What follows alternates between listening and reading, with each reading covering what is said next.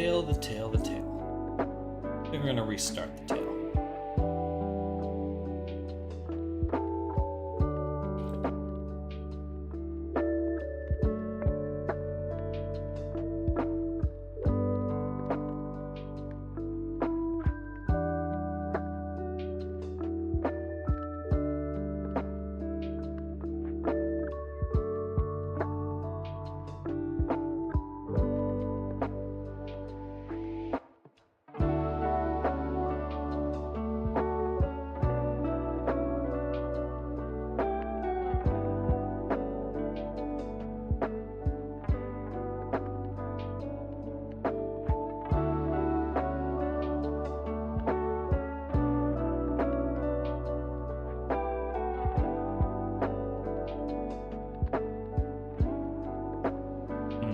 Change the way the count is. Right.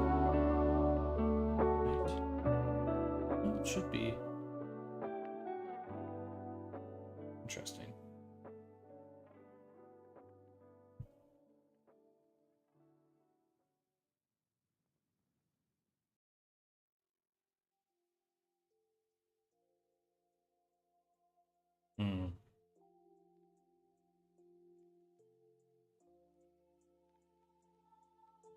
First, let's hide this.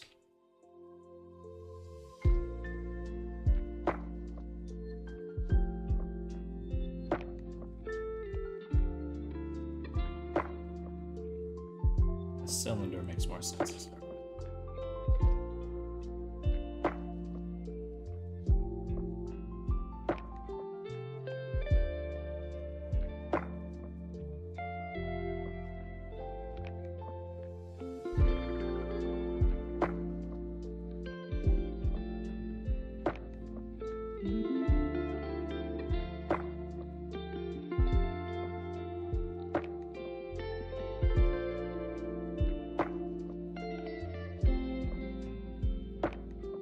Good morning, Arctic.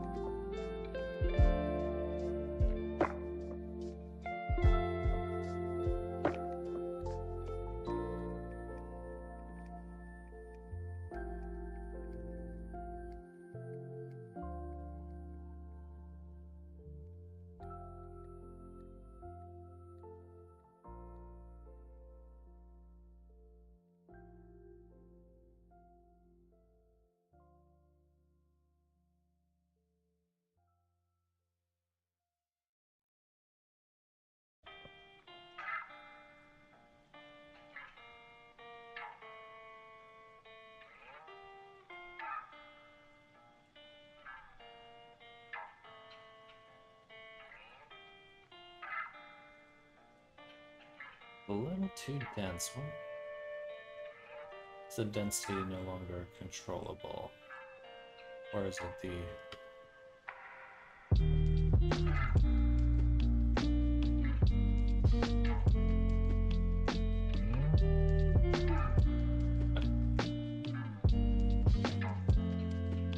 Click and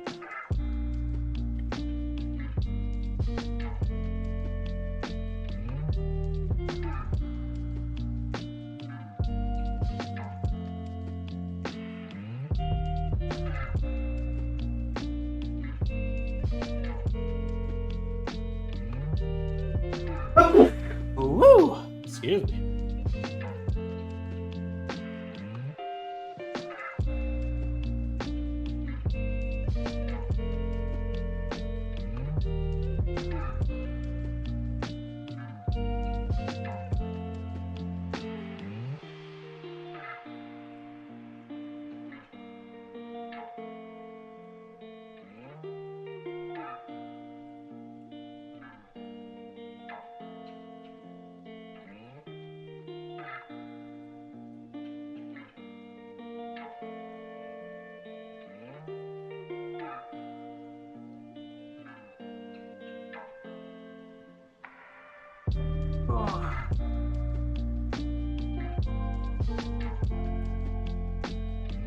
So I think what we'll do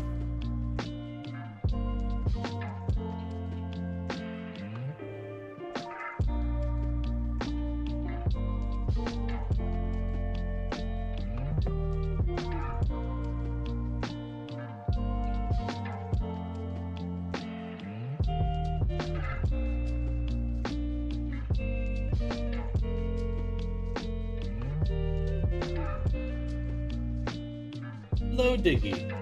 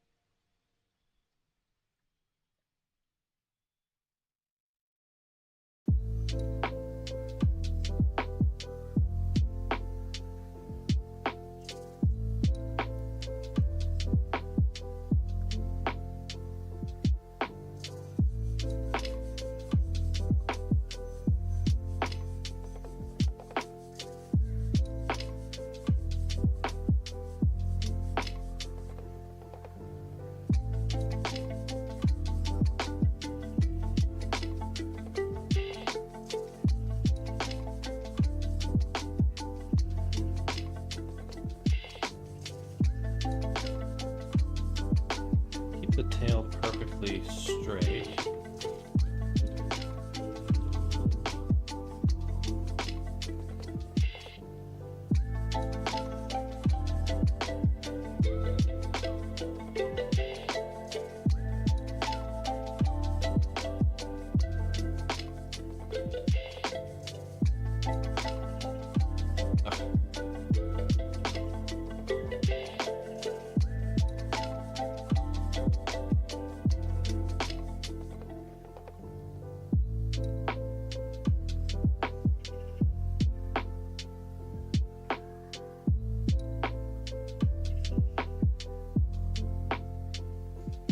How to get that notch in there properly is the real question.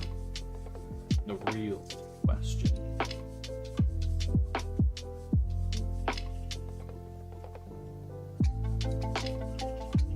It's in your DMs. Take a look.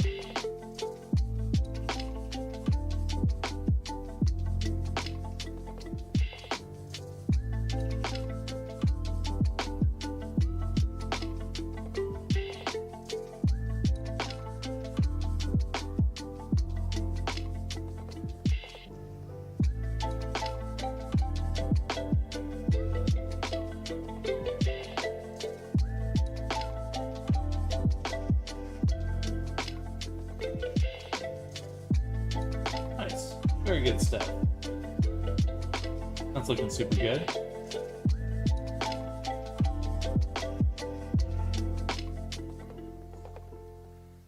Very cool. Very cool.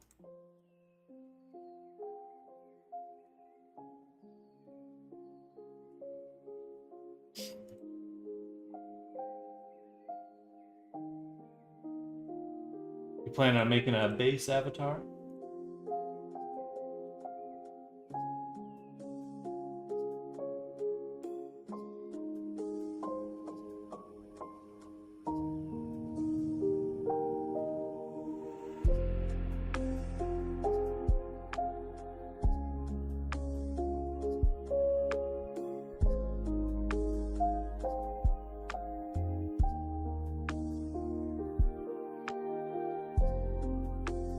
Excuse me.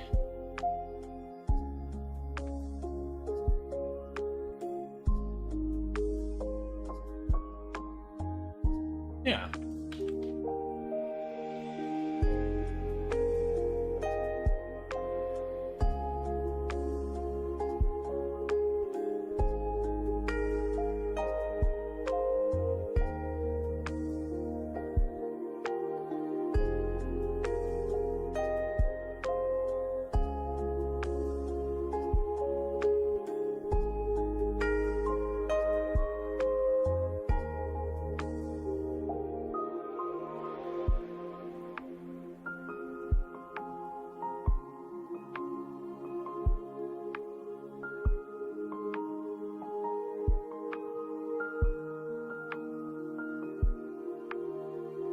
Hello, Coney.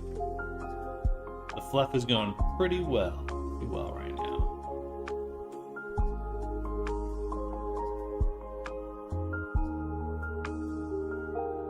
We're kind of redoing what we did yesterday. Excuse me.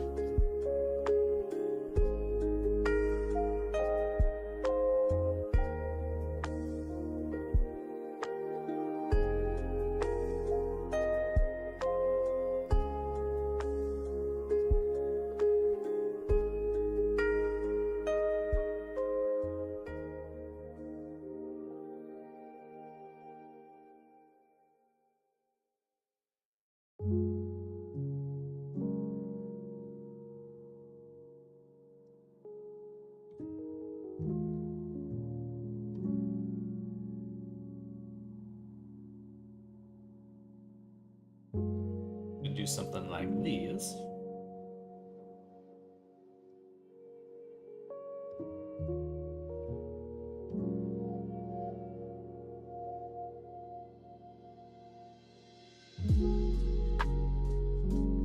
It should work. Hopefully.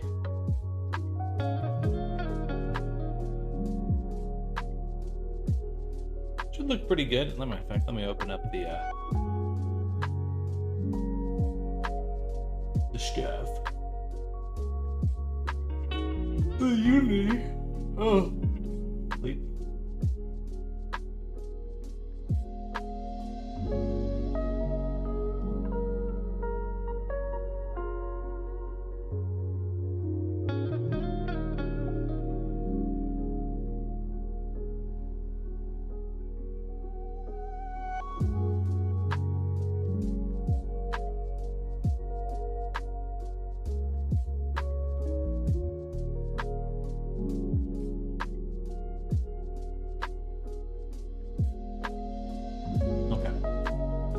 Done is created a mask for tail. That gives us control on where fluff is, where the fluff go.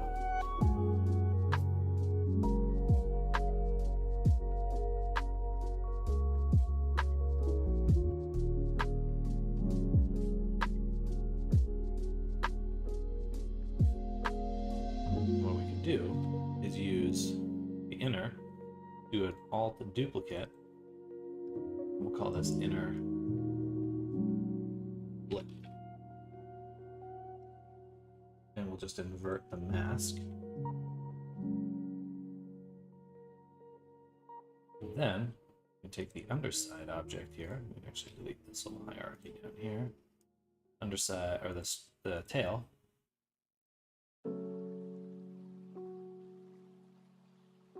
Duplicate it, and then switch the inner to the flipped. Okay, very useful. Now we should get a lot more even mixing. Very low for me. I do have it up here, but I can move my mic closer. Maybe turn the music down a little too. How's that? Is that better?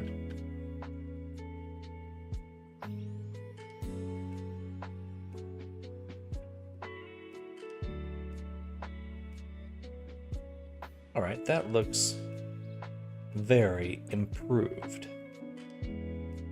IMO. IMO. IMO. Cool. Then, what I'd like to do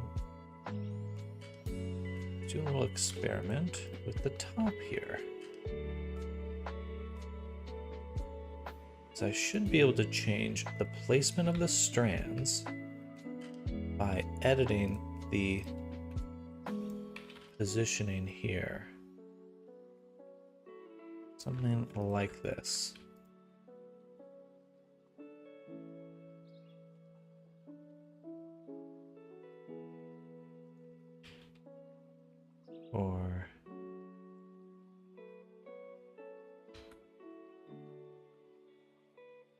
Or I could delete this point here. So we could do outer flipped as well. All right, let me delete that. And then we'll add a mask to this one too. Maybe a Boolean, actually. Yeah, why not a Boolean? We'll just cut a shape out of it.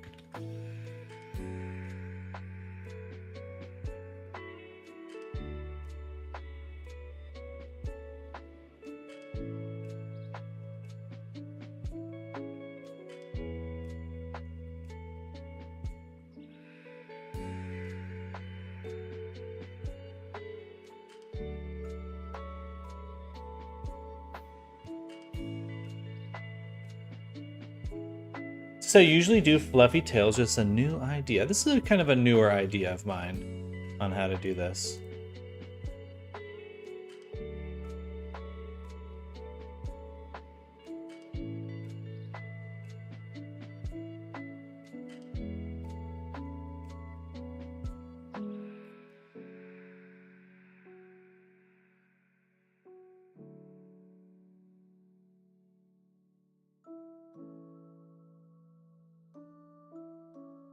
Guess I have to slice the inner segment too, which is pretty doable.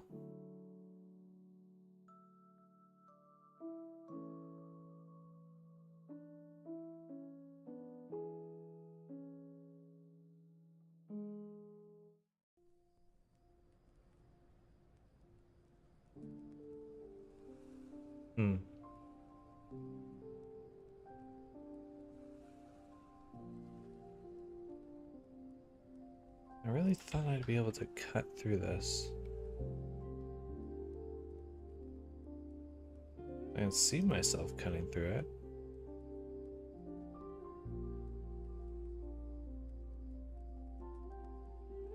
Just gets kind of funky.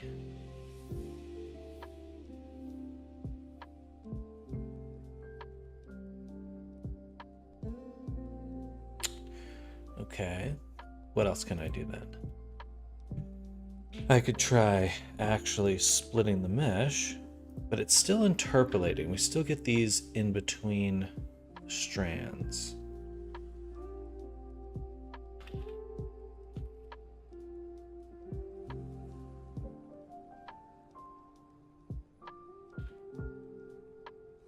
Yeah, even if we delete a big chunk, why would that be? It's not really an issue in some sense.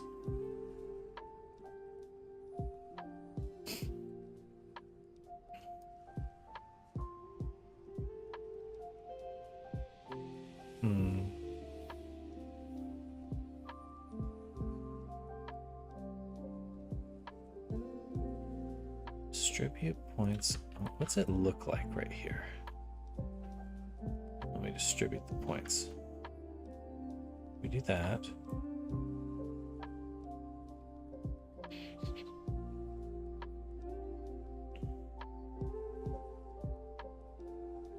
Oh.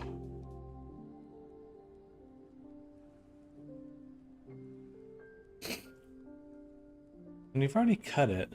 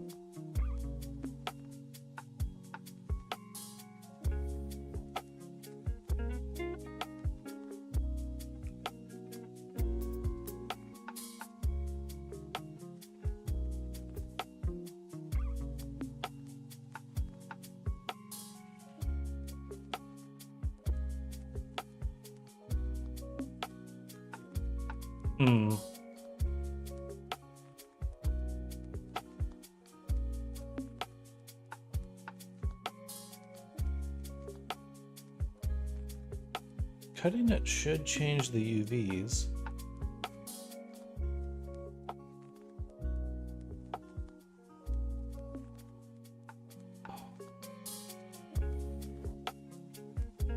Ah, I see. Okay, I see it. It's because no matter what, those values get interpolated. We are interpolating the values when we sample it. So even though there is a gap, because I'm sampling between there and between here, we're going to get an in-between value.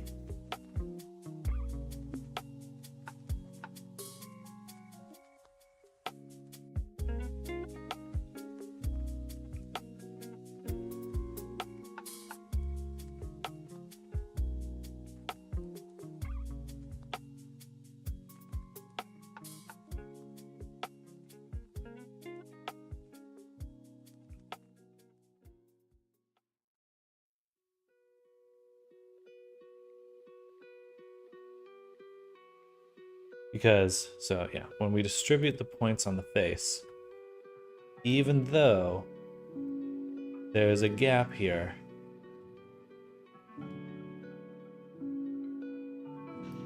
well, that's not entirely true, is it? Because we're cutting out the bottom this way.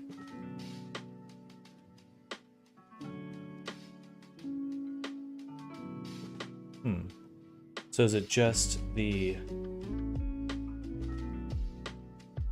inner that we can affect? Where'd my Boolean object go? It's gone, okay.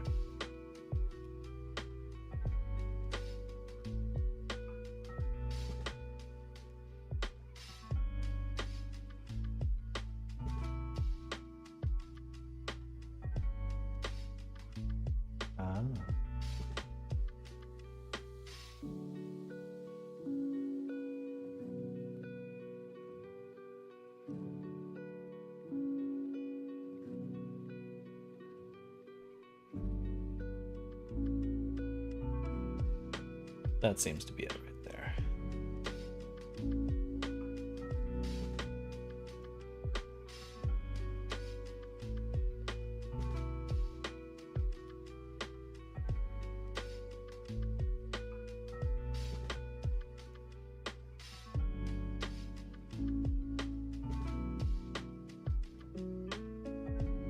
I have no idea what's going on, but I'm here for it and you got this. Thank you.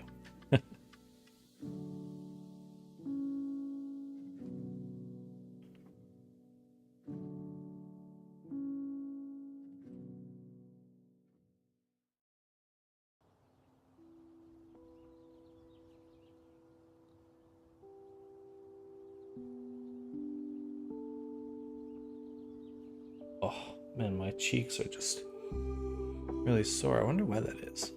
Oh. It's good, though.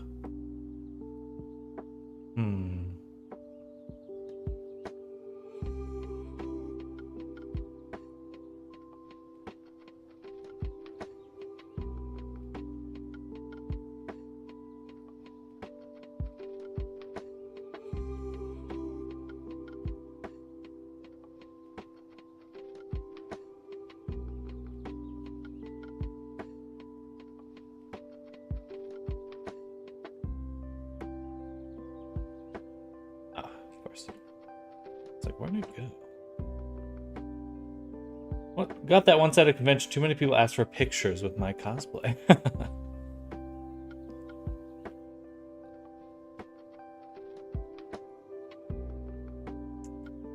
And this seems so close to the right solution. So very close.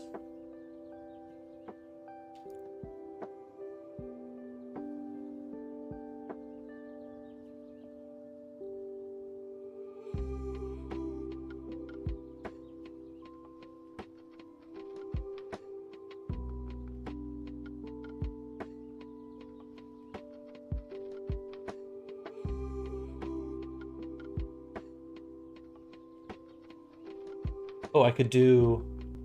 Maybe I don't do a notch with missing tufts. Can I just make it color?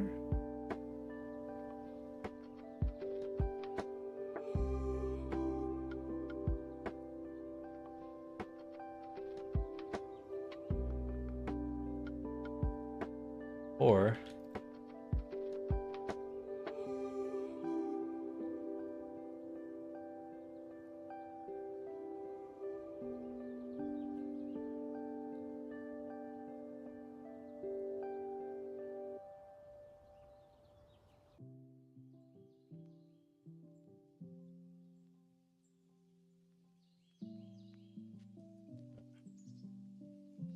the problem with making your own systems.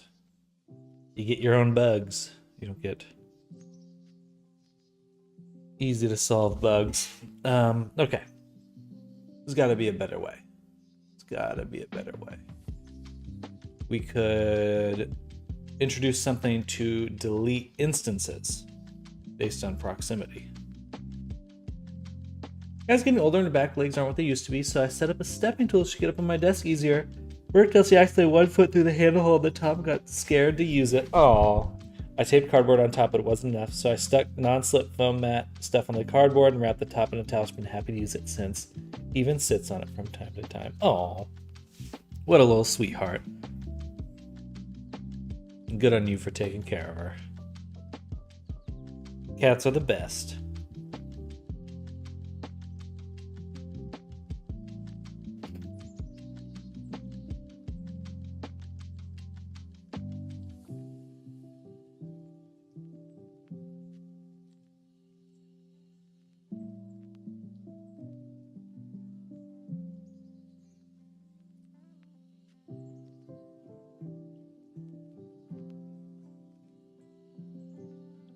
Yeah, I think we'll have to do something to delete strands. That's like the only thing I can think of.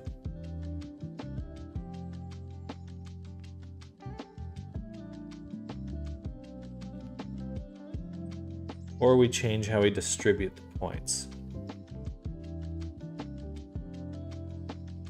Oh.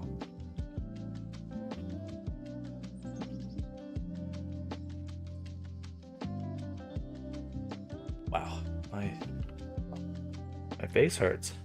I don't know why.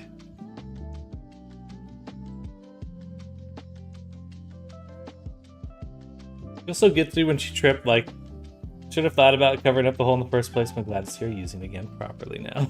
Oh. You know, yeah, pets are just one of those things where they're just, you don't mean to put them in positions that are tough for them. They're just a little silly.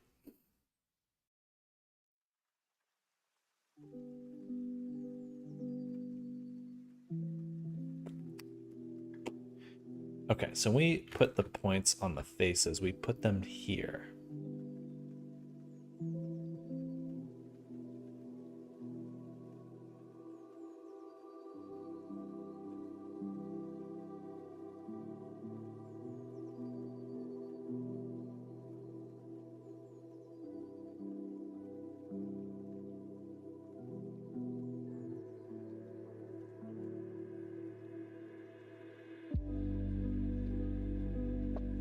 Okay, I kind of see the solution. So we have the UV in this position here. Then we put the points here. And to get the position, we put them, it's another.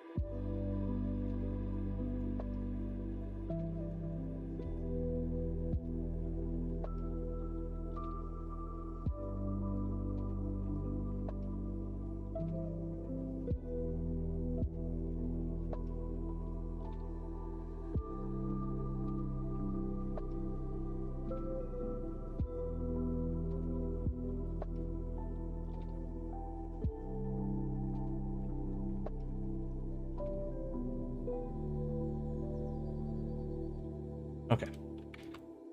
So we need to reconsider how we're putting these points down. So we set the points here. First we have our geometry right here. Got our tail.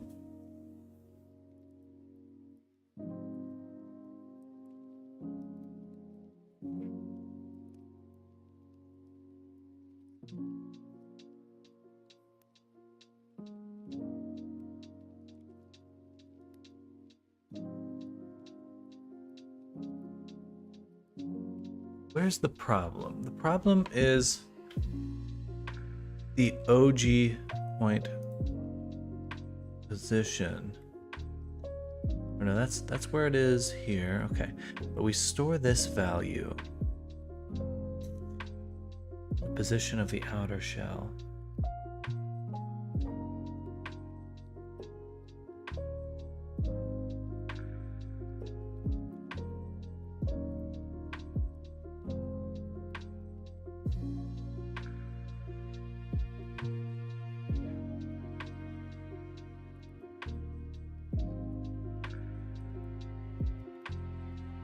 I'm tired. It's hard to think about right now. Very close though. We get this one, we get that one. Inner, outer.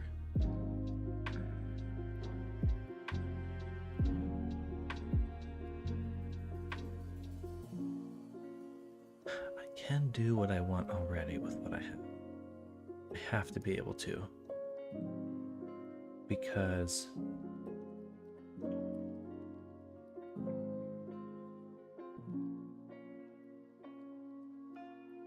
it's just a matter of adjusting which one I'm adjusting though. Okay. What I need to adjust is the inner side.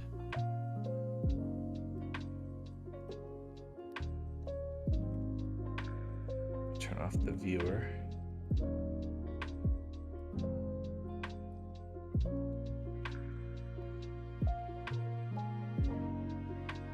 By the subdivision. Oh, actually, yeah.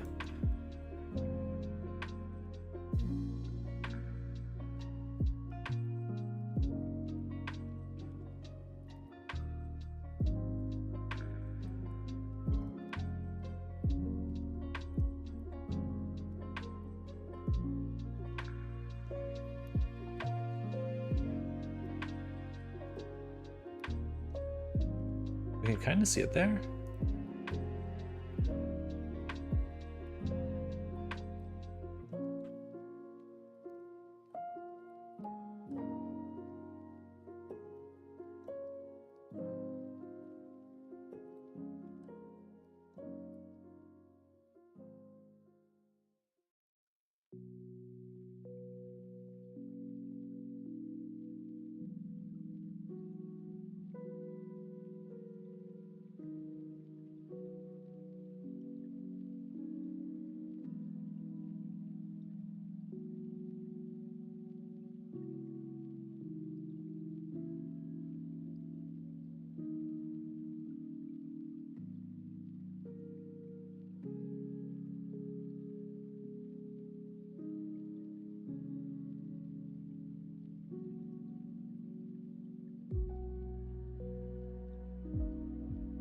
Close.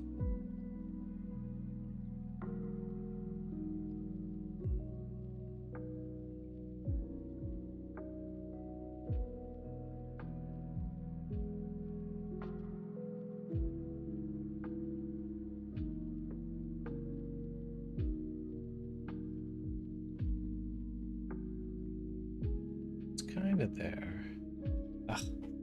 Annoying. Okay. There's gotta be a better way.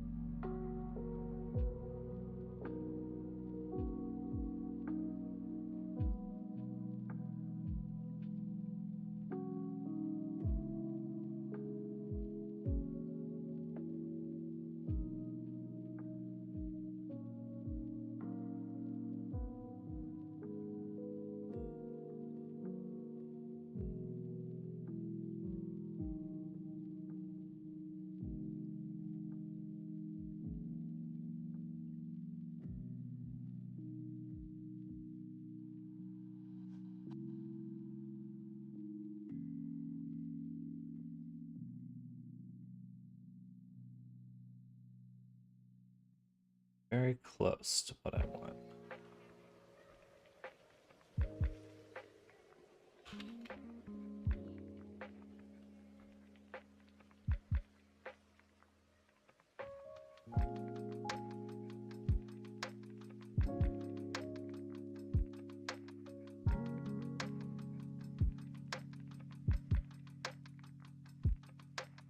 Okay.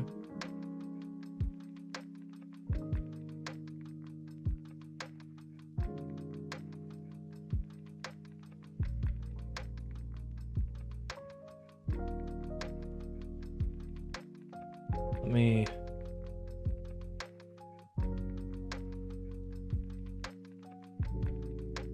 link that object data one more time.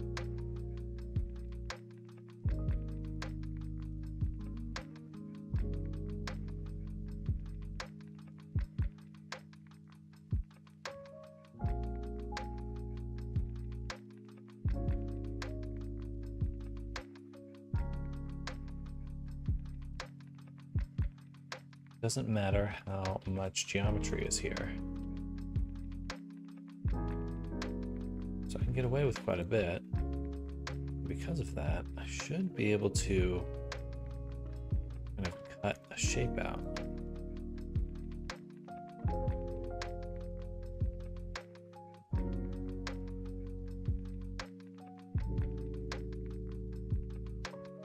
There we go. That's something closer.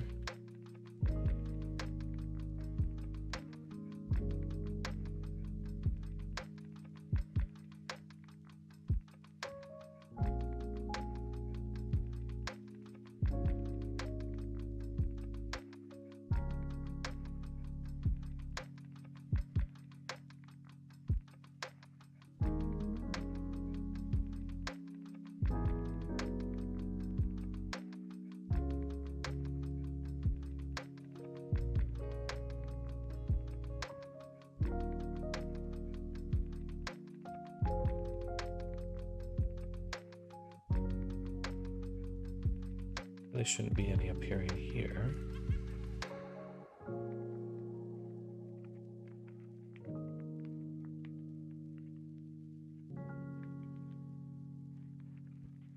Hey, not too bad. Okay.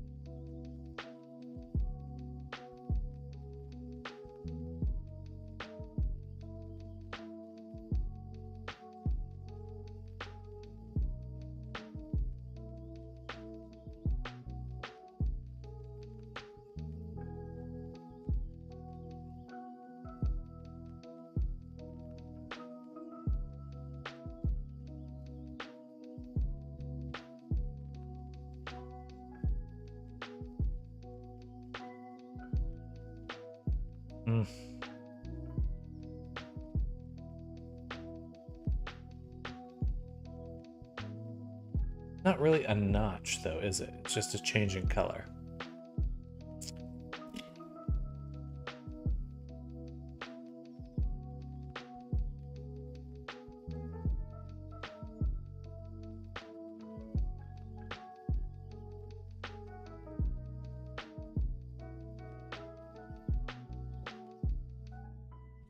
But we can make it a notch by adding a second mask.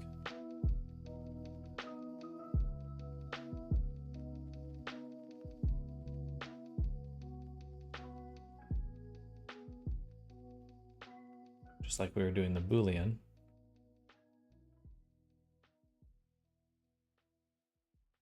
I mean, honestly, the Boolean's better. A little more dynamic, a little more controllable.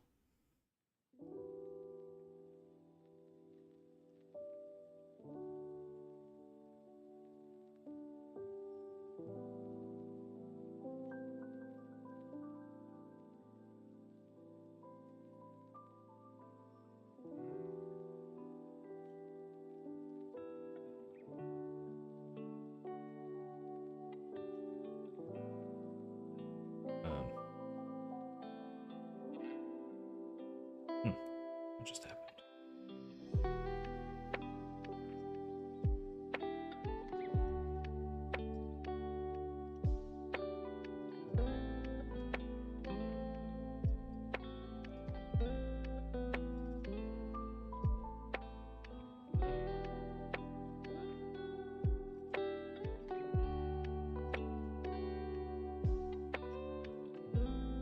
There we go.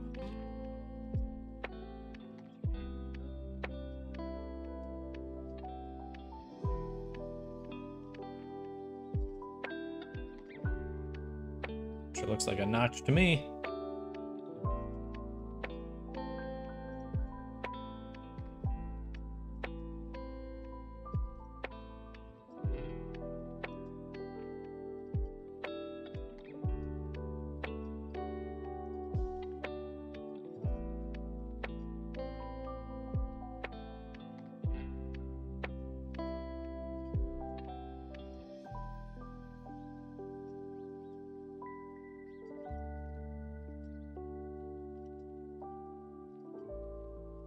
It's a little bit more subtle than I'd like, but I think that's doing it.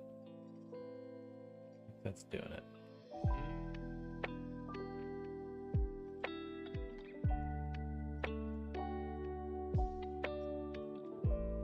Honestly, I should just apply the subdivision.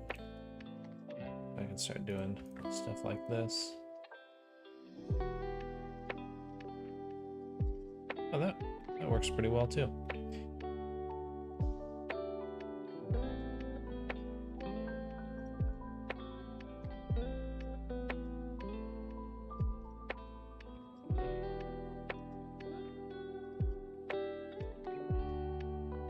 Break up this little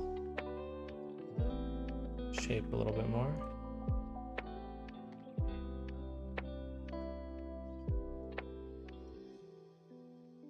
Okay. Pretty fluffy. Pretty darn floofy. Here's what we're going to do. We're going to duplicate these. We're going to mesh them. We're going to combine them. Drop it into the body.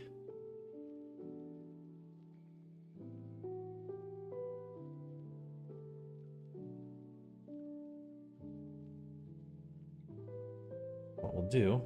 Hello, Riso. Hey there, mister. I hope you're having a nice day, and if not, then whoosh. Now you're having a nice day. Thank you. I am. I am having a good day. My face is a little sore for some reason, but other than that, I'm doing good.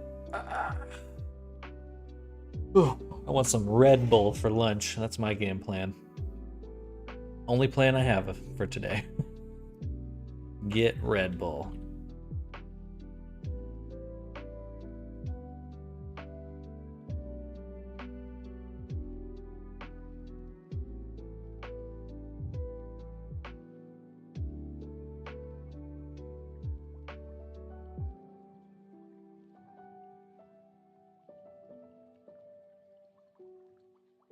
How's your day going, Ariso?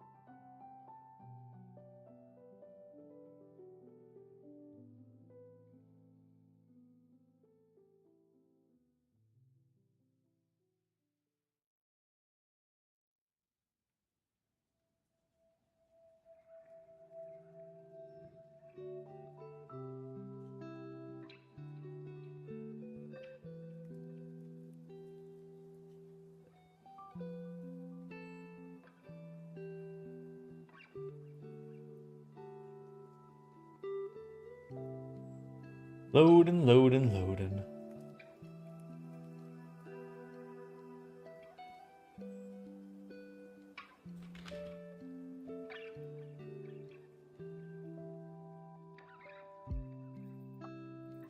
Don't like how jagged it is there.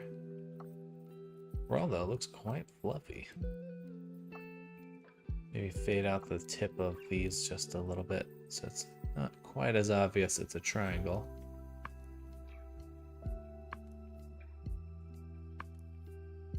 But that's certainly floopy. Certainly floop. What it is that the inner side just needs to be completely flat. Yeah.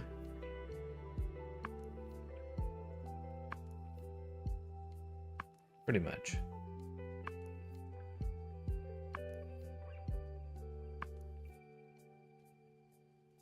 Poyomi. I'm using the vertex colors to just to do the general color difference, and then it's just alpha cutout. It's a standard, it's just Poyomi Toon shader, to clarify. So let's go back to here. And I want the inner. Now I realize that it really does need to be basically flattened. So we'll take all these edge loops, 0.2, and scale them in. About there.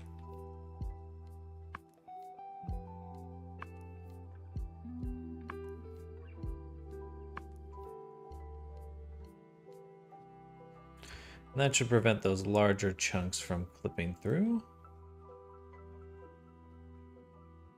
And we can turn the data transfer back on as well to smooth out the normals.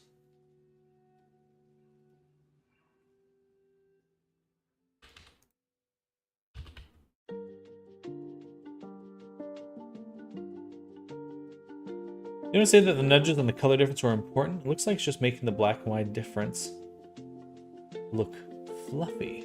So the specific thing is this little notch right here. Trying to make that. Now I've been trying to make it procedurally. I think I'm going to give up on the procedural part of it for making the notch at least. I'm just going to go ahead and add it manually. Yeah, I think it's going to be the best way to do it. So, duplicate, mesh, combine, and move into the body. And we'll call this, yeah. And we, for the bones though,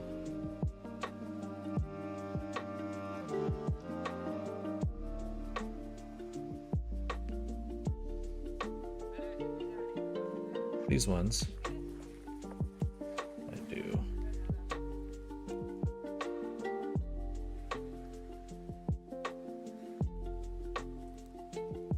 What? There we go. We're gonna switch the count to 8, and then back to 9. Because the tail's pretty much straight.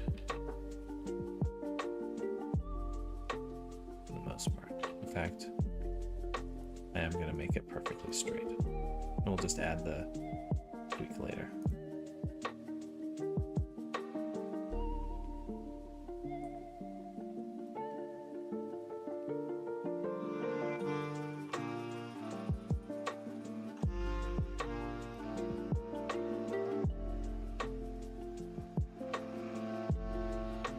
There we see that.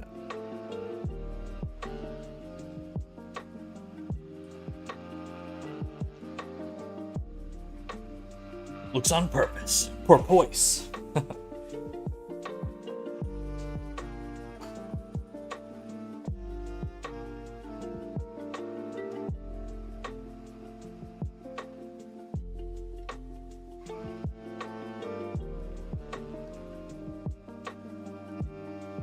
I just realized how I can do it better.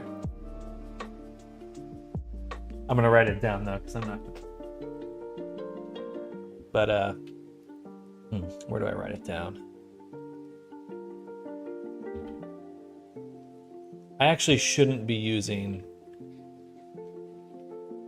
another, like the inside shouldn't be UV mapped. It should just be a single line mesh.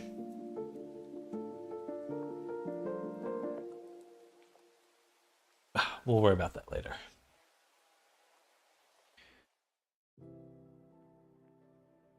All right, duplicate, mesh, combine, set to 0, move to body.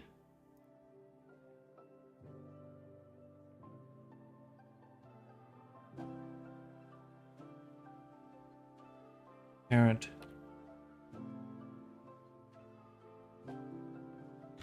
Weight paint. Oh, messed up because I haven't done this.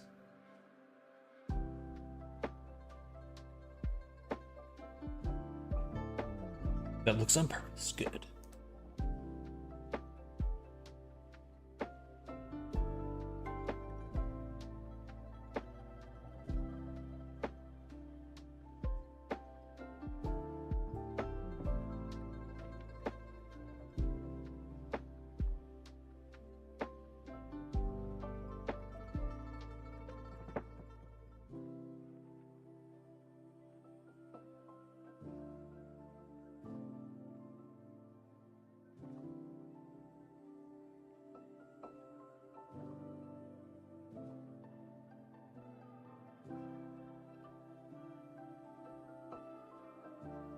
Export again.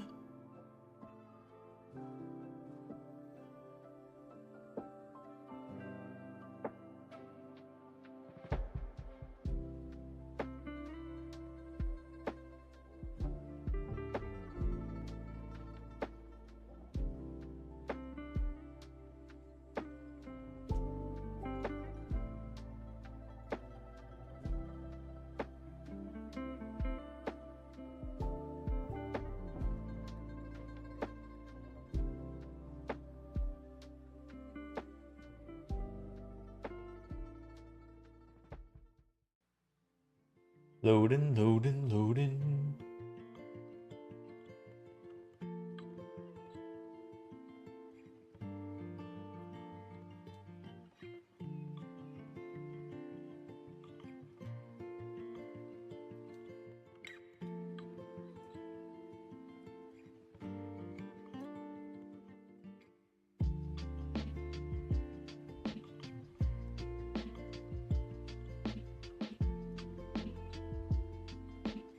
Loading, loading, loading.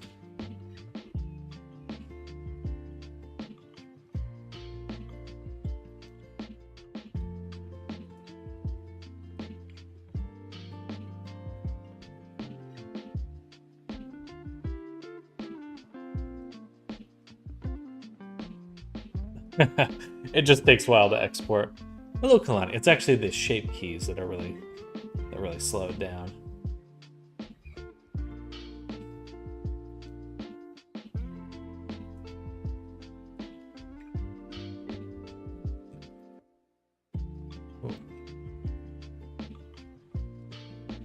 The normals are a little fucked up.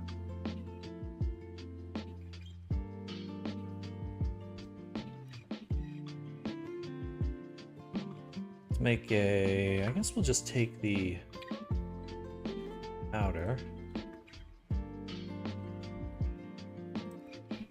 Normals. Tail, normals. Super floof.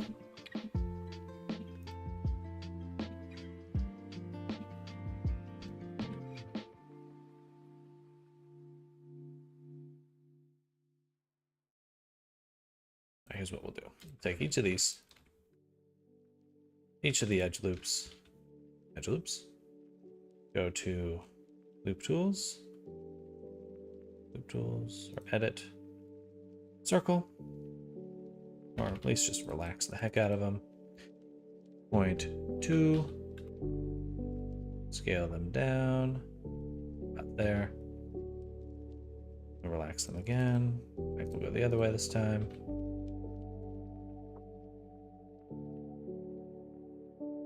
All right, nice and smooth. Then we're gonna do on this one a data transfer, custom normals, nearest face interpolated, and we'll do the tail normals. There we go.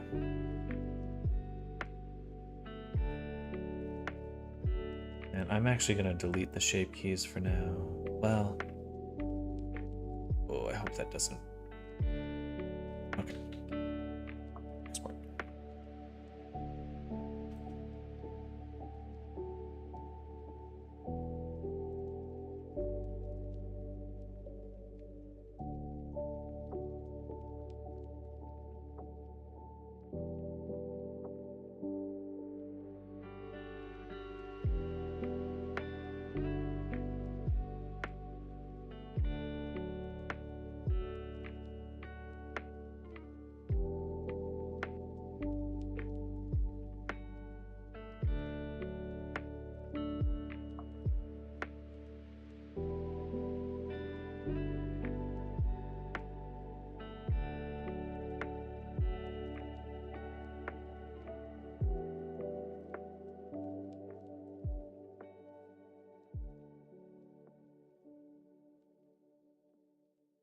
Loading, loading, loading.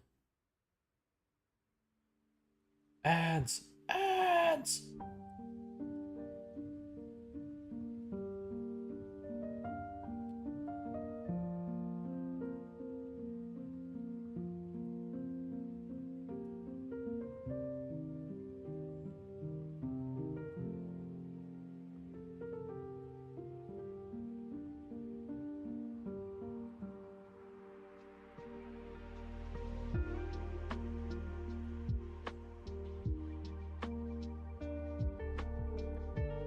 Oh, load, please. My God.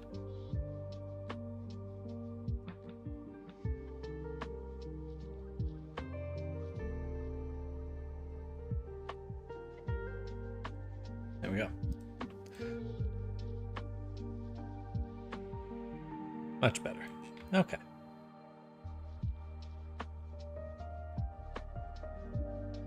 The base is more to edit. Oh my God, just shoot me. Just shoot me.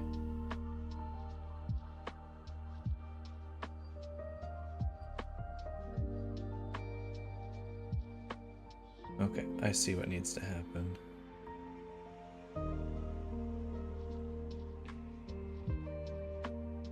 It's looking pretty good though. I think we could use a little bit more variation on like, maybe from like, oh no, that looks good. It's just this backside that's just the where it touches the middle that gets crunchy because these sharp cards in here. I don't like that. Back to the drawing board.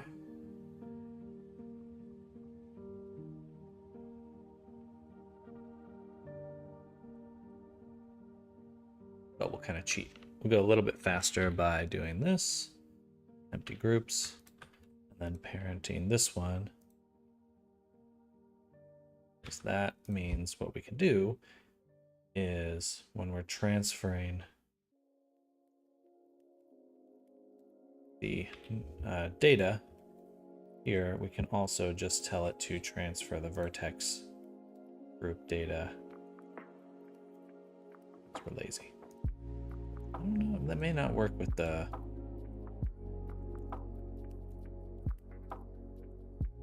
We'll see. I hope it works. Okay, but we need to adjust this here. What we'll do is... Yeah.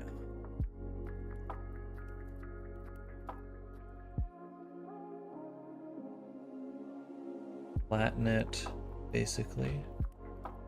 Make sure that the tip really is at the very tippy.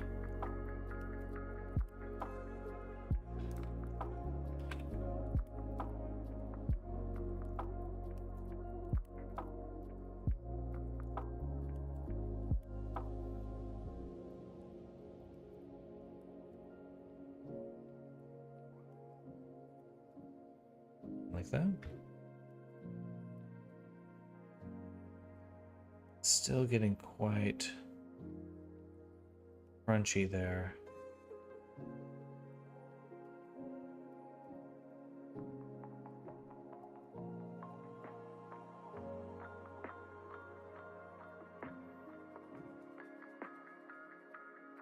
Okay.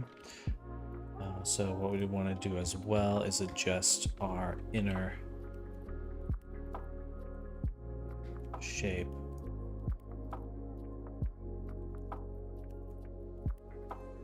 I mean,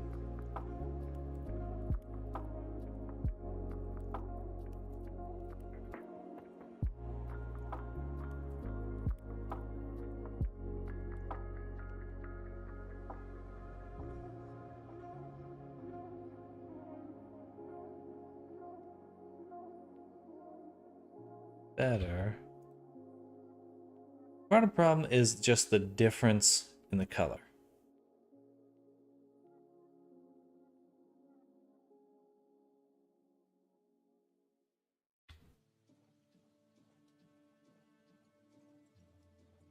Maybe it's just too thick. It's just too thick. Yeah, that's better. Still kind of crunchy, but better.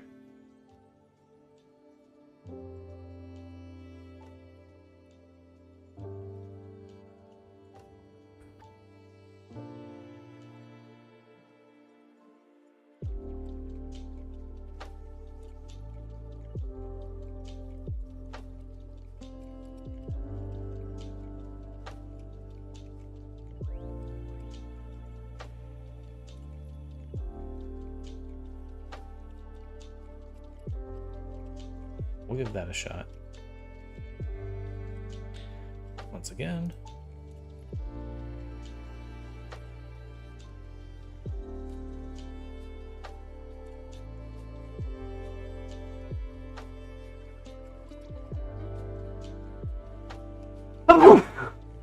Excuse me. Need to catch up on your videos. Sorry for not tuning in as much. Been trying to get my new desk set up fully. Just cannot find a spot for my soundbar. No worries at all. I mean, we're happy to have you when you're here, but don't feel pressured in any way.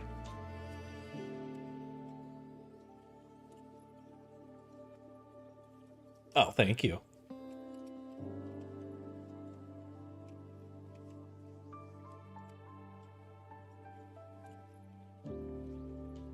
The vertex group does, or the data mod does totally get rid of the vertex groups, unfortunately.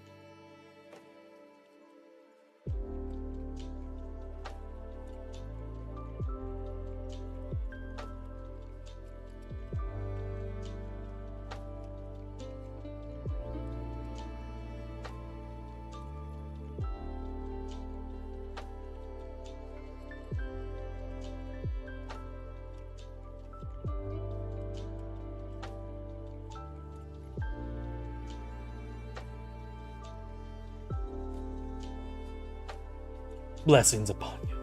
Blessings upon you.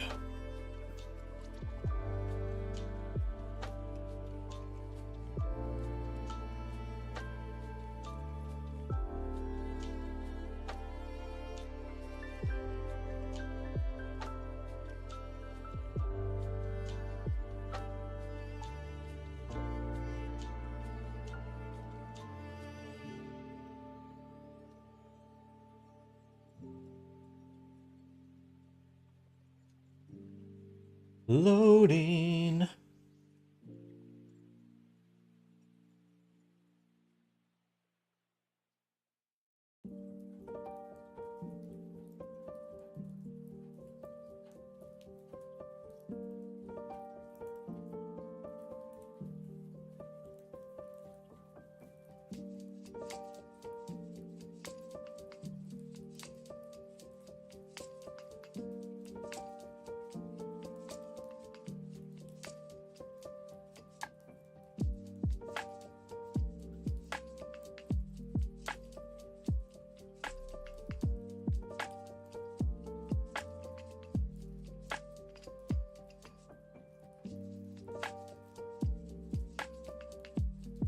Your blender is kind of white. Yeah.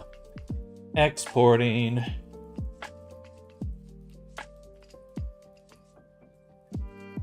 No, it's thinking. Thinking.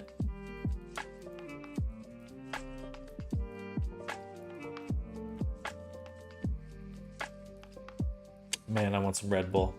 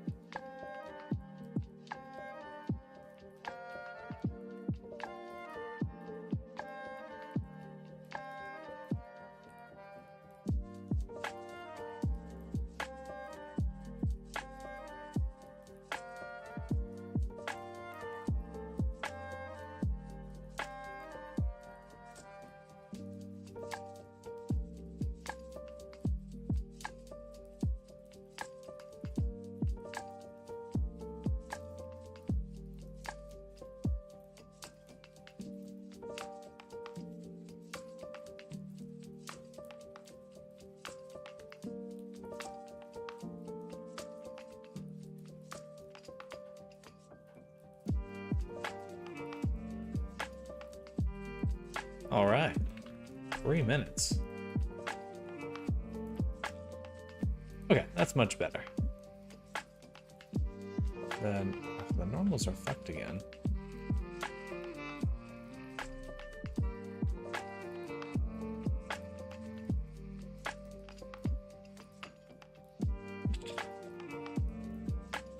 It should work fine.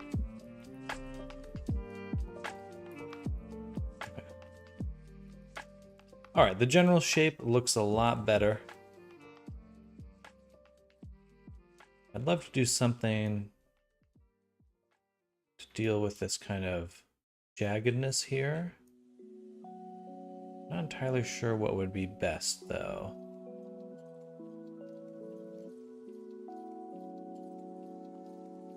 But overall, looks good.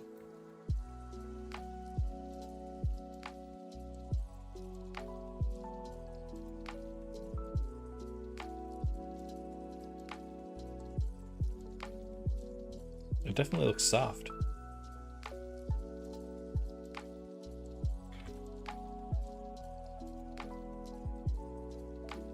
We'll leave that on. All right.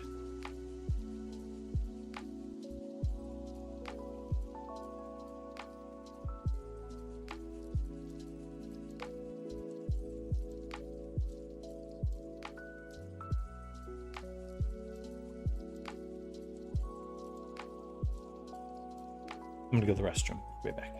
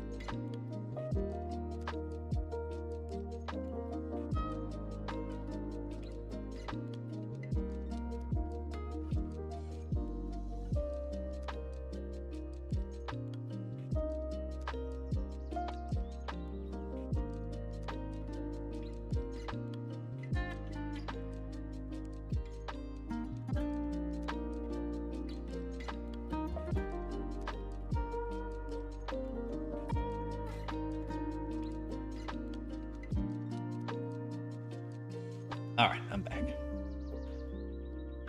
Oh, yeah. So much to do, y'all. So much to do.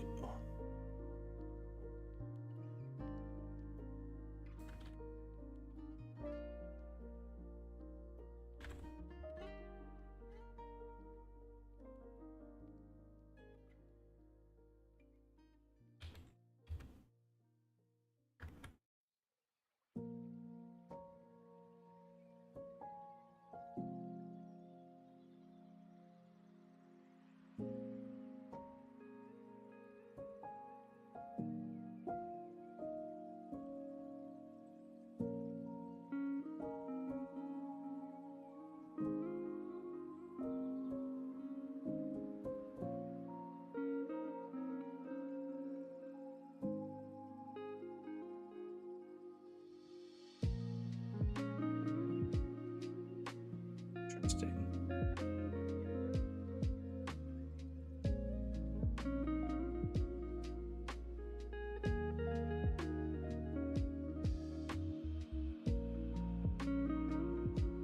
A little hard to cut out this notch, but we'll do that. Scared at the amount of tail tries. Be scared.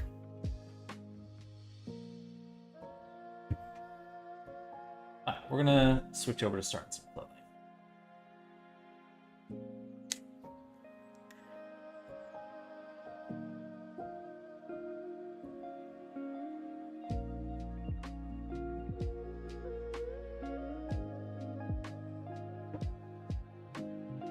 Brazilian friend of mine just told me the government will increase import taxes to 113%.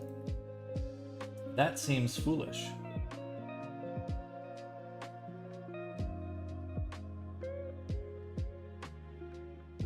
And that would include digital goods?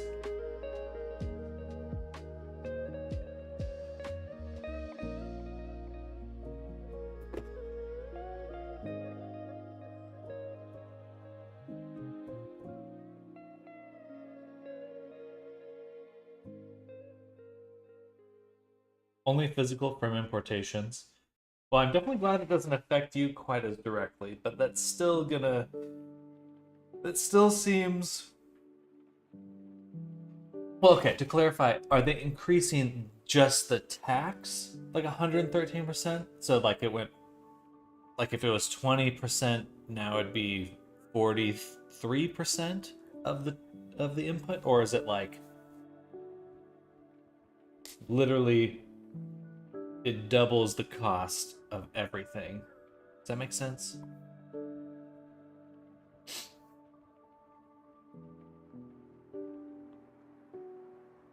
Well, I'm just wondering what that number's relative. So it is the total cost. Yeah. Okay. Wow. What are you doing now? We are exporting. Hello, Moro Reader. We're exporting the model into Unity.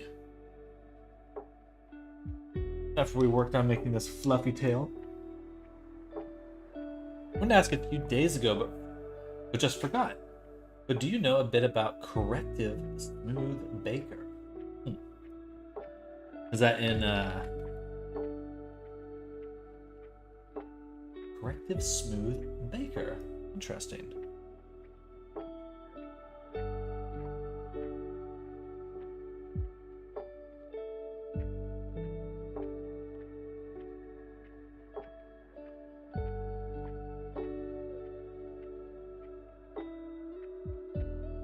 Ooh.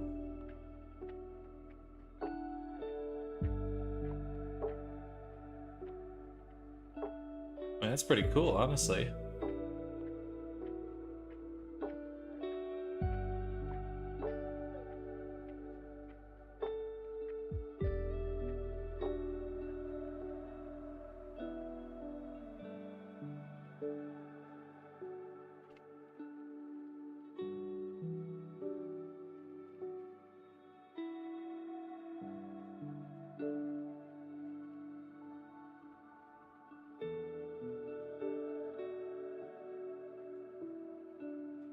That's a funny image.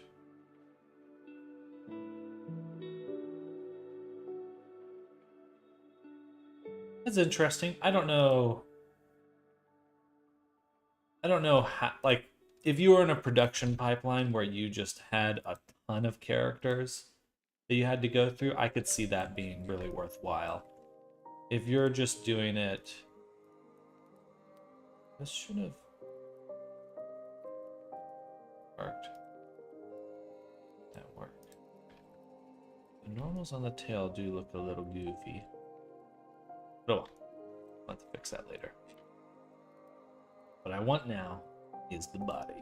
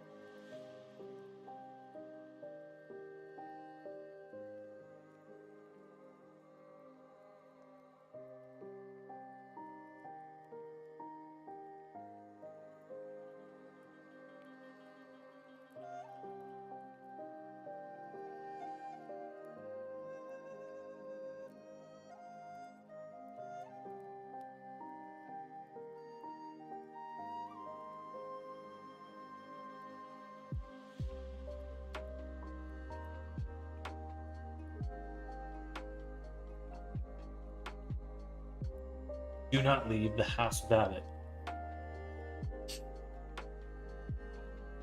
You know, I could see it being useful. I don't have an intense need for something like that, because I feel like I can capture it pretty well. And then the other thing too is just that seems like if you just wanted to export that modifier.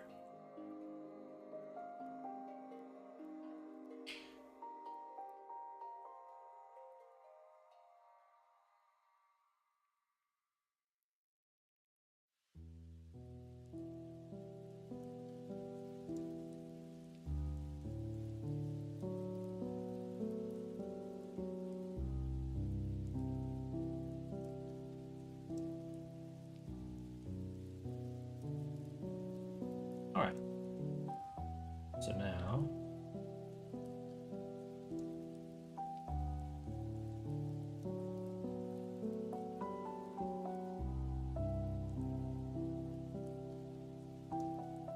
excuse me.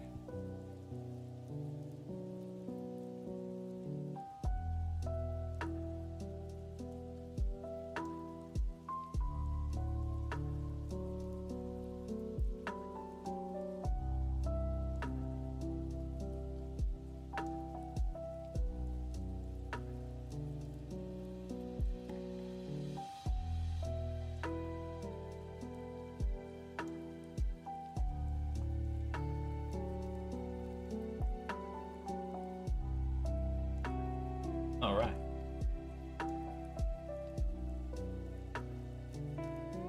We'll go ahead and close this. Oh, hey, no, I wanted to close it, but that's okay. I'm gonna close it for now.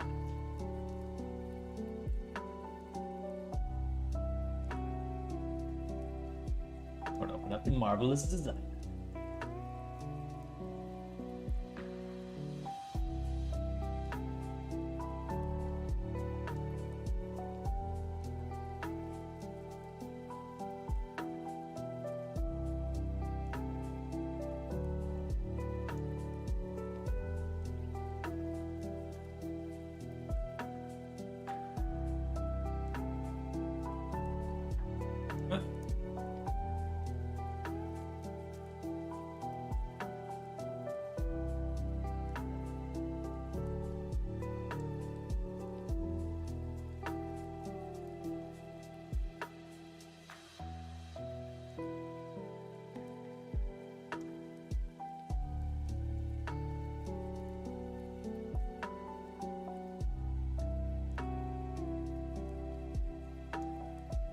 Fine. Okay.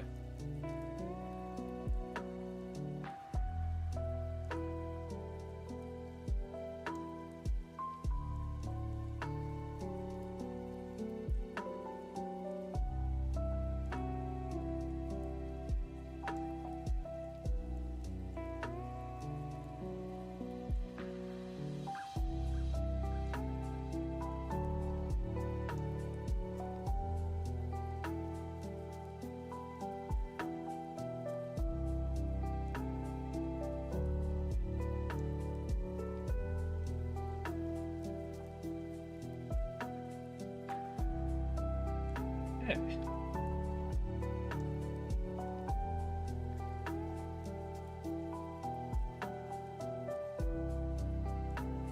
Now we're gonna work on the clothing for Neku.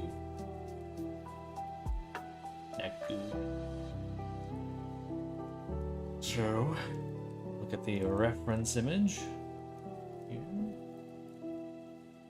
So he's got pants, shirt, jacket. Perfect. We'll start with them pantaloons.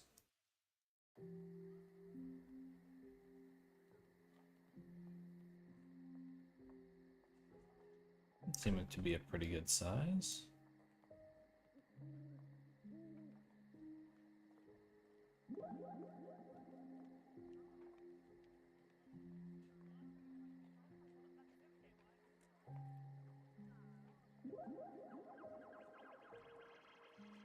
Maybe a little bit higher, just to bring them together. And let's change the color.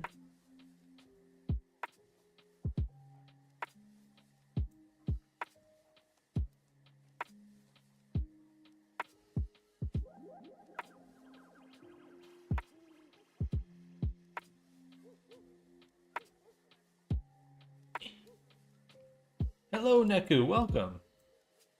We're making some pants.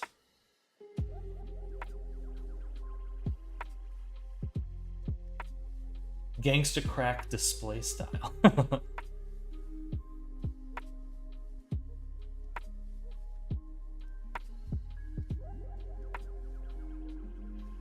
You could say he's a crack fiend.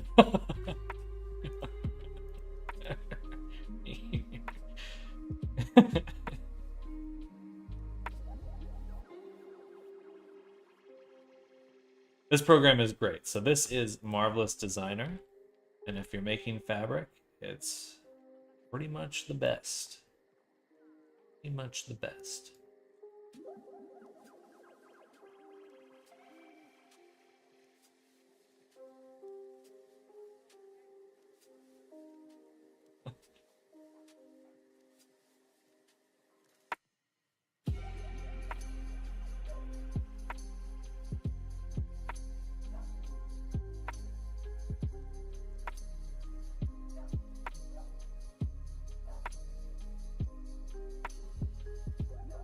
And we got a little waistband. Design is cool. I'm still looking for a good course, as making basic stuff is simply not enough for me. I would say that, personally, Marvelous Designer is great. I wouldn't use it for very complex stuff, though. I would just use it for the basic folds and wrinkles, and then go back to Blender.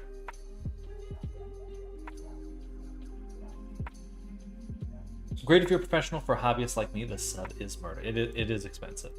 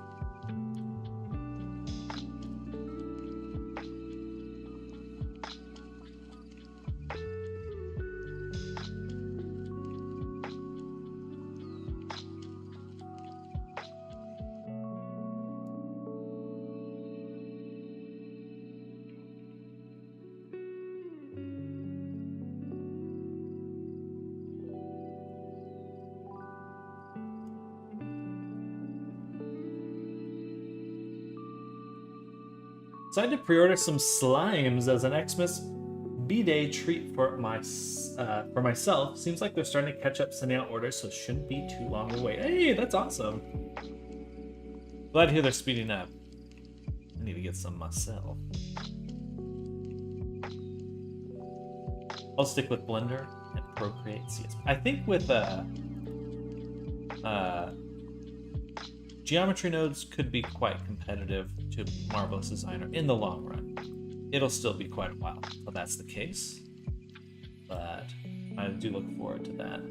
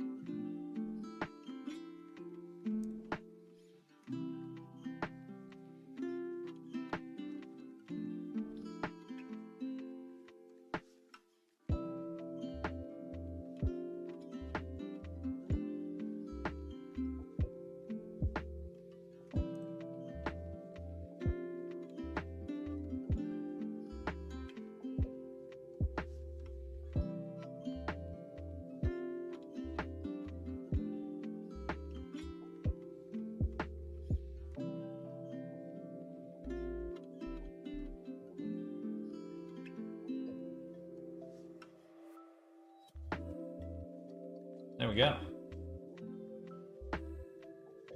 So just to show you all what we're making this outfit right here. These pants have like a side cutout, so that's what we're creating at the moment.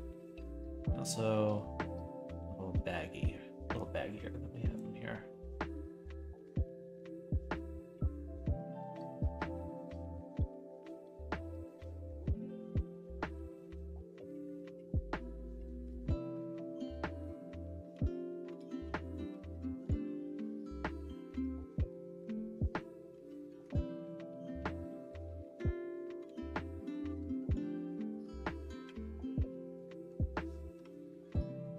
Whoops.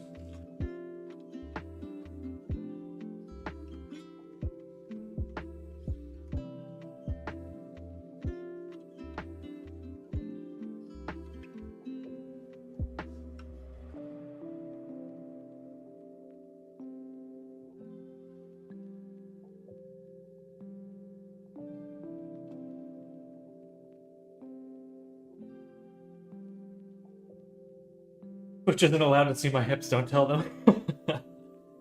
MD is only worth it if you're working on it actively. It can't do hard surface. Even struggles with read topo, which is the worst thing you could do if you want to actually be competitive.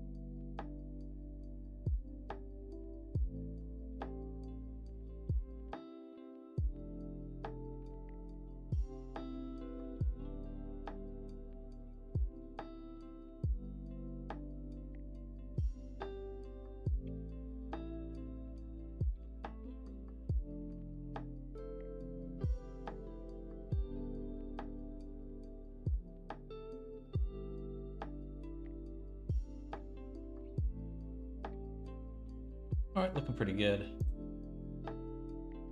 Now these end right about here.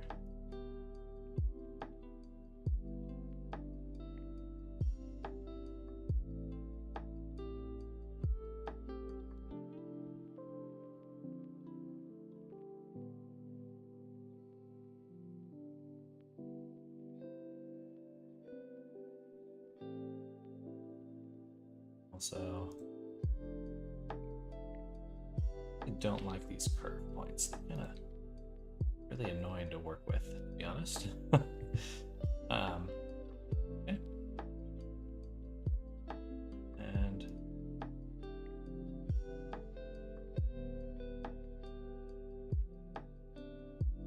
looser there. I think we can bring the groin up again.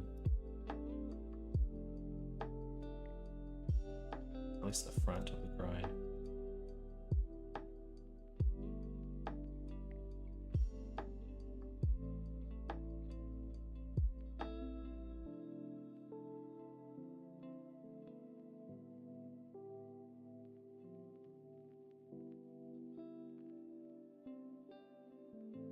Make these a little bit tighter.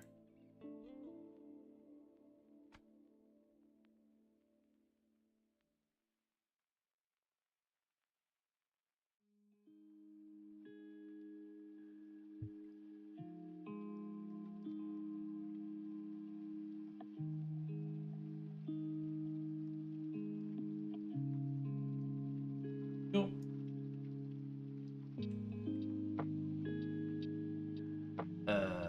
These are the front here. Kind of getting pulled out oddly.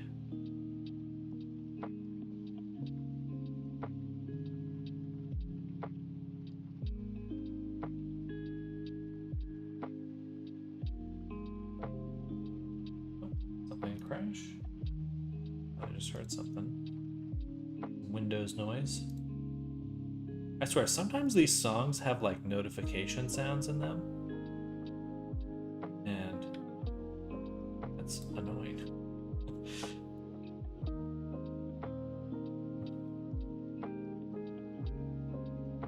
All right. Pretty good stuff.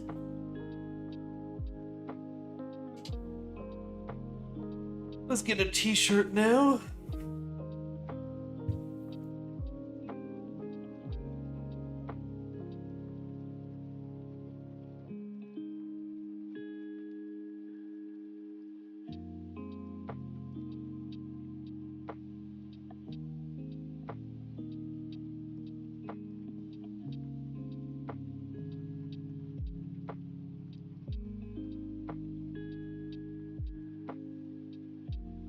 An odd slant here.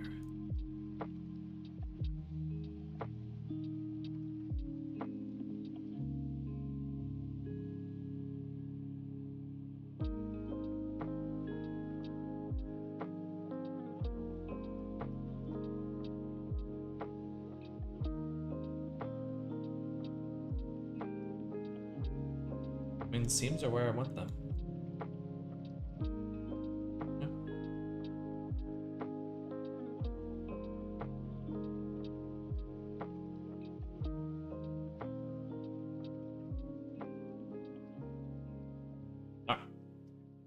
Good start.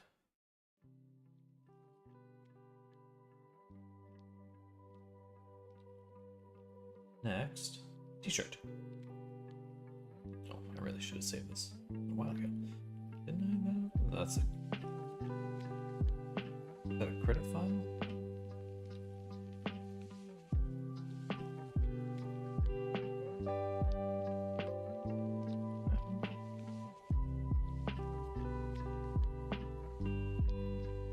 All right. T-shirt.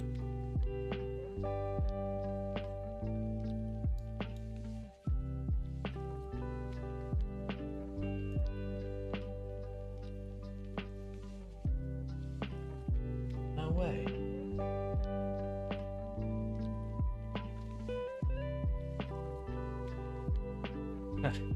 Can I not move him back? Are you kidding me? Fucking marvelous designer.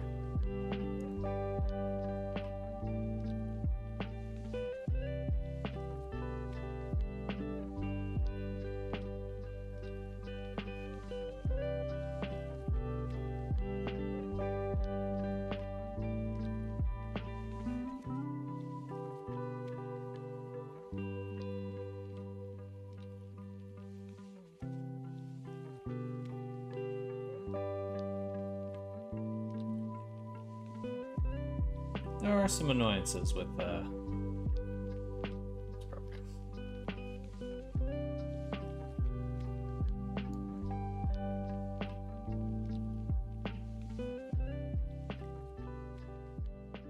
Less than marvelous. Average.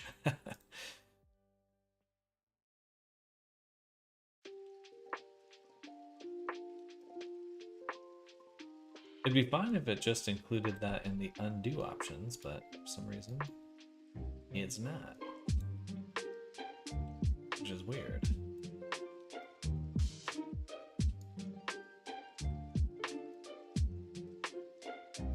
Mediocre designer.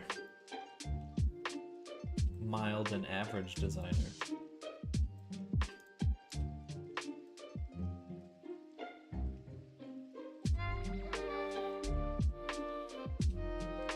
Sleeves are pretty much right on point. Run-of-the-mill designer doesn't roll off the tongue, so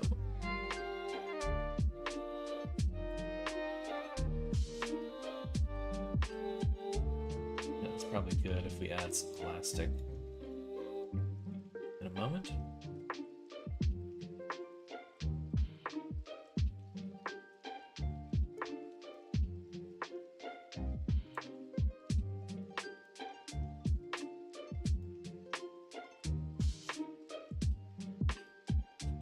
And there's an opening under the sleeve here.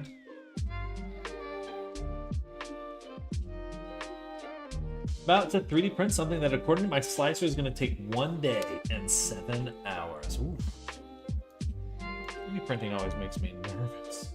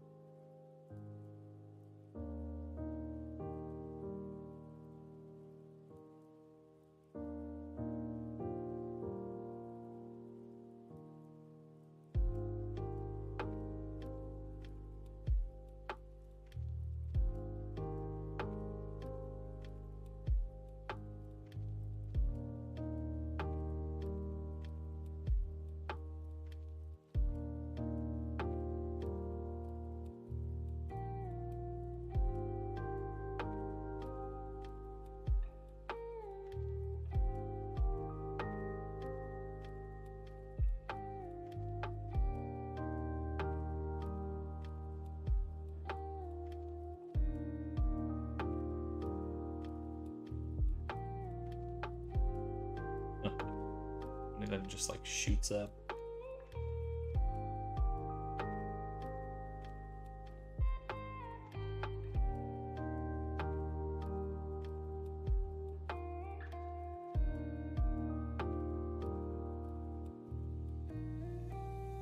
Move a point along.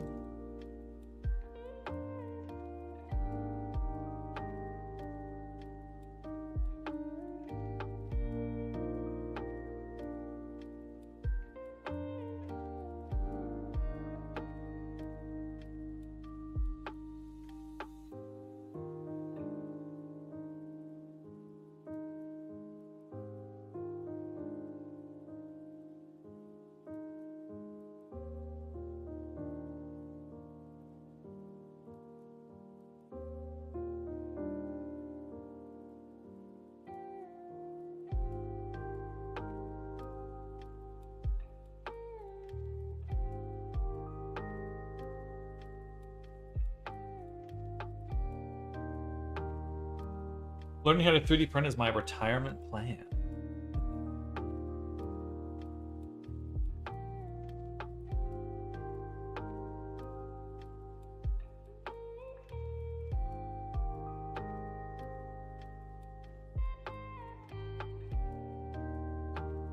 What the fuck is that?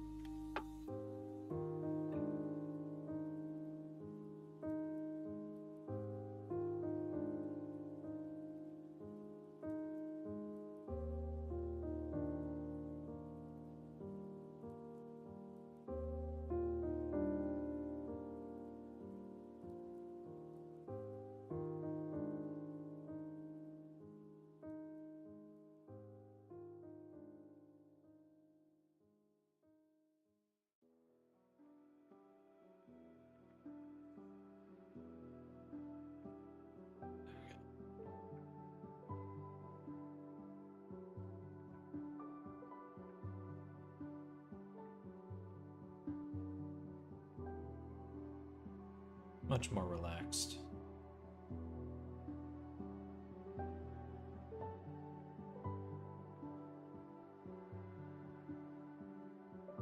It's a little too open. It's a little too low. I think we'll want to do another point right here.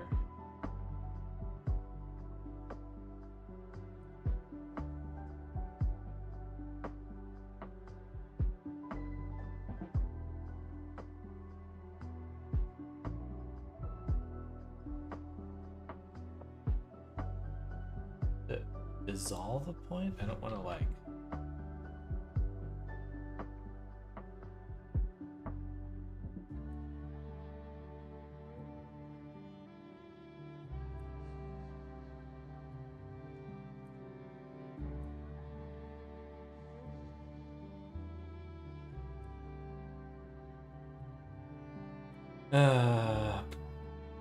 Edit sewing. This to here. What? Segment sewing from here.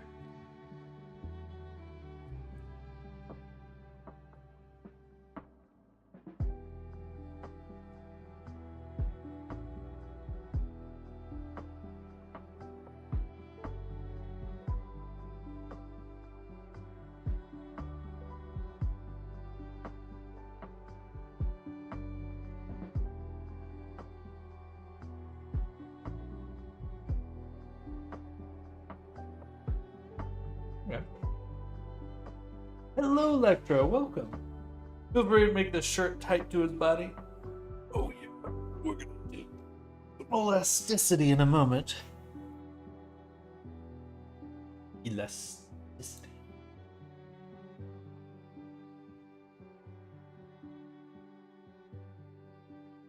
We can just select it. Excuse me. Turn on elastic.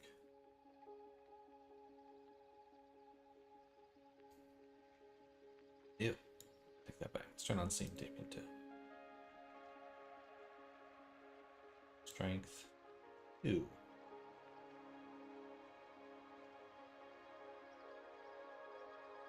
For some reason that just looks terrible. Okay, so we'll undo that. And let's do it manually.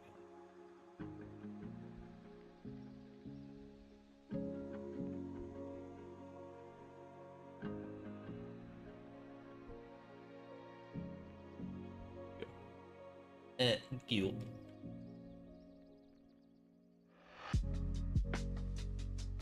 It's too much.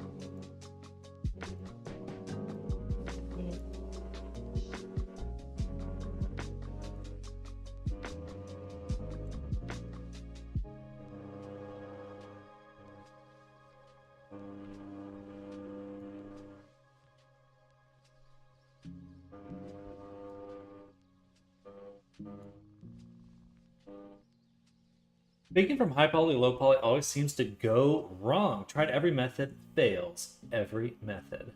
Well, you're welcome to post some screenshots of how it's failing in my Discord. There are certainly a lot of things that can go wrong.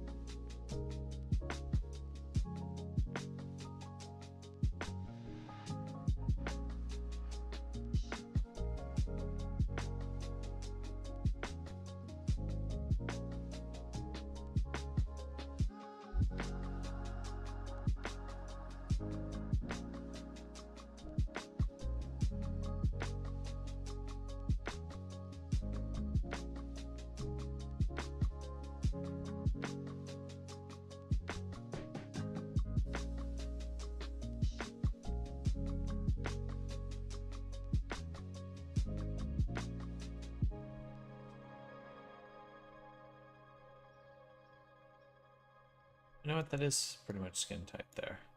I think I just need less length on this side.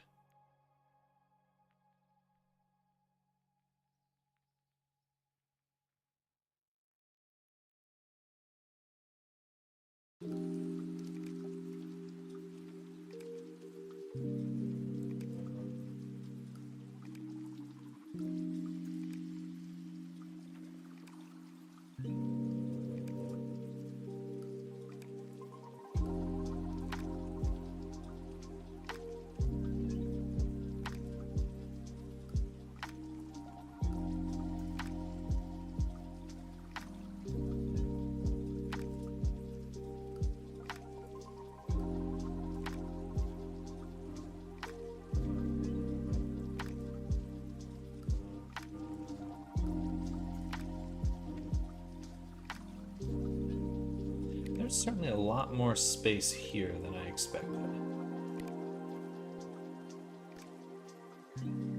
This little area here. Like that should just be just that section and that section combined. Seems pretty minimal. I guess because it's not getting pulled down. This section is just getting stretched more.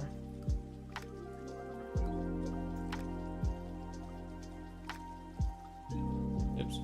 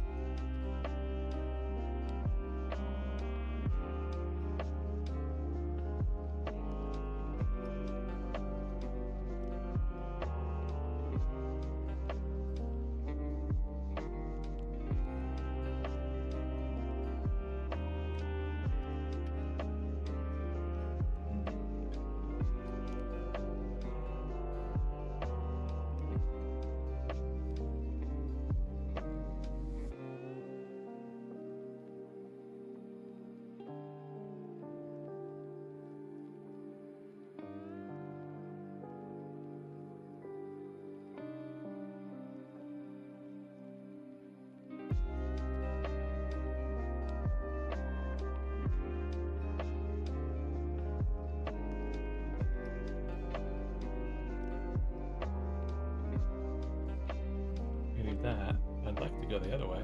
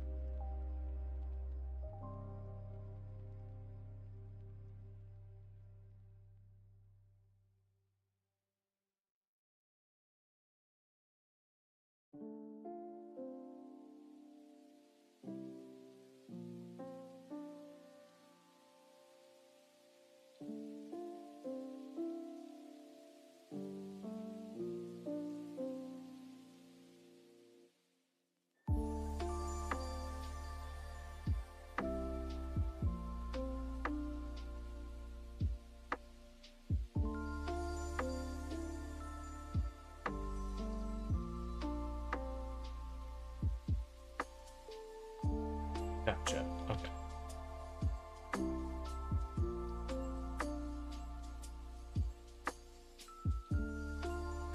The issue is actually that there needs to be a point right here.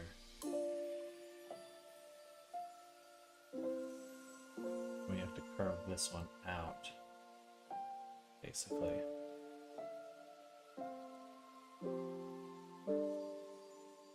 I think. Oh, no, it just seems like a lot of loose fabric. I take it back.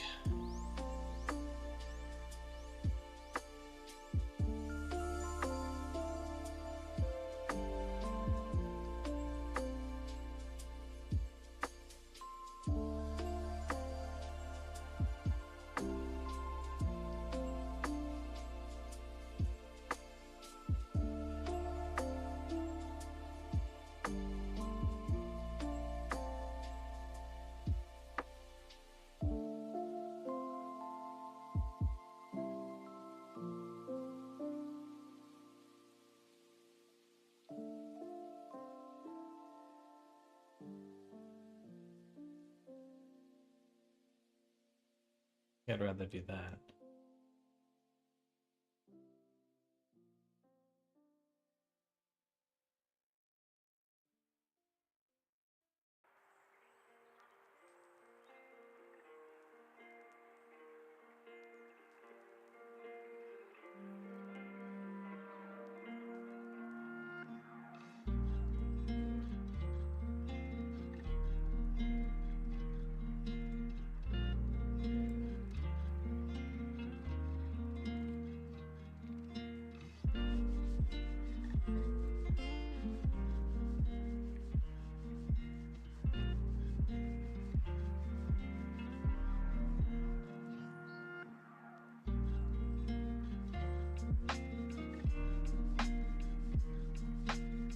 Excuse me.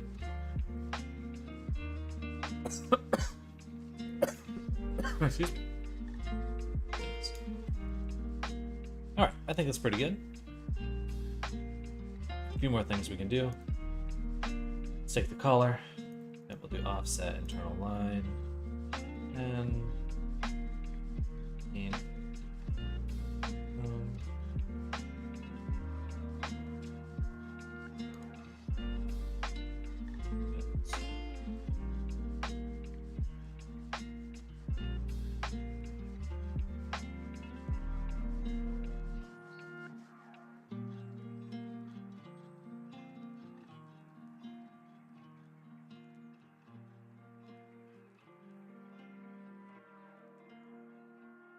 and that will just give me a selection later for the collar that we'll add. All right, let's save that. Double click the body, Control K to hide it.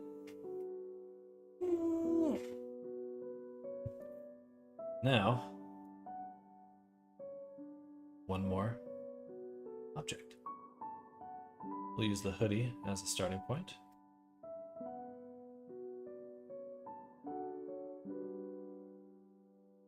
First things first. I know it is kind of a hoodie, so just move it here, I suppose. And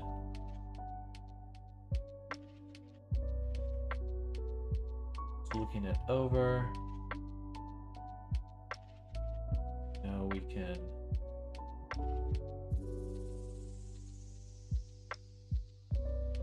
actually keep the middle fused this time.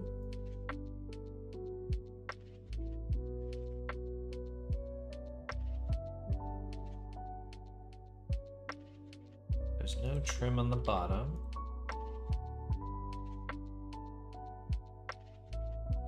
There's actually no cuff either. That'll be really easy to add back if we need it. You have a hood though. Move that back. Back. Also move that back.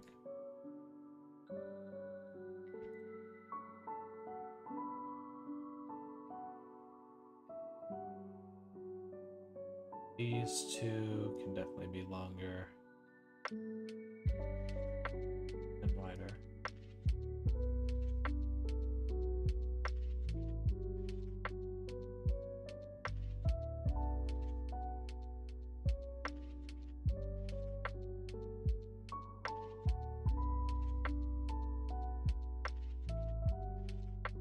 Okay.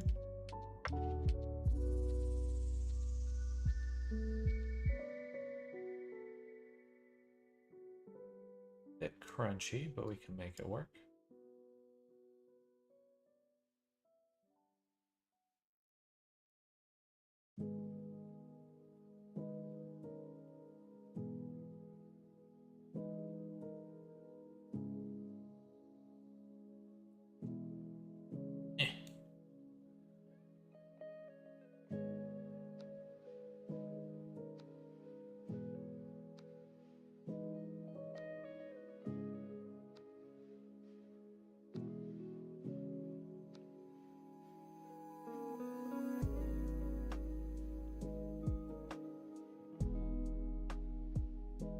Perfect. One down. Oh my god, that's his eyeball. Get it out. Get it out. Okay. Moving day begins now. Excited to see more. Good luck with your move, Neku. We'll catch you soon, but good luck. Wishing you sanity and patience.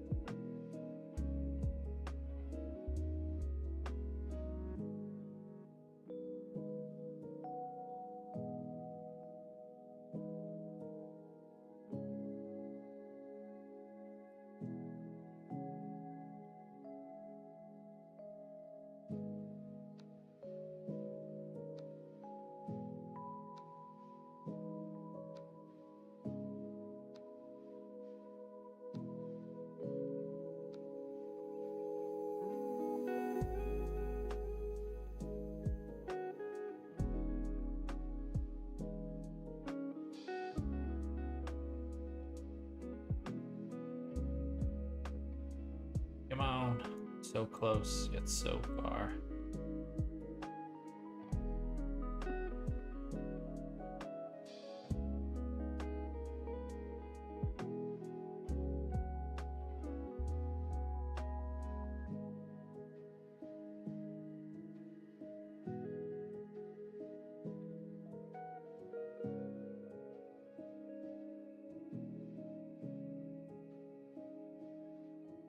That's really good. This one. There's other ways I can do this, but they're just as annoying.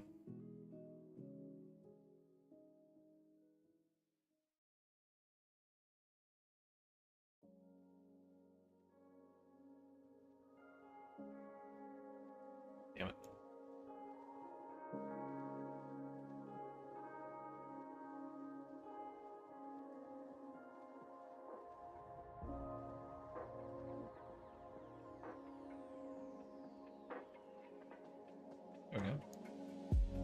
start.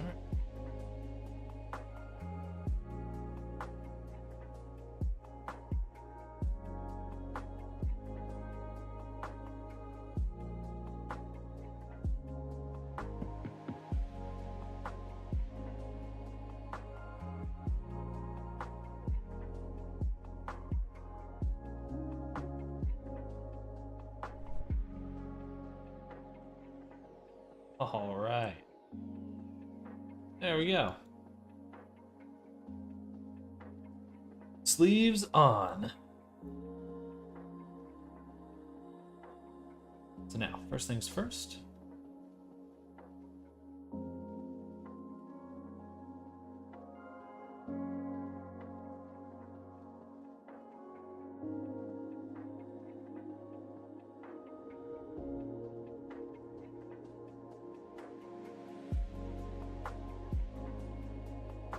Like a crop top hoodie.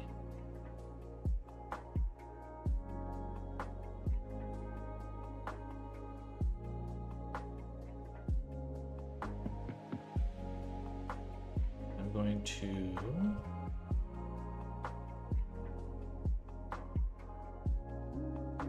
move this over a little. Select this into offset pattern outline. And let's say 15.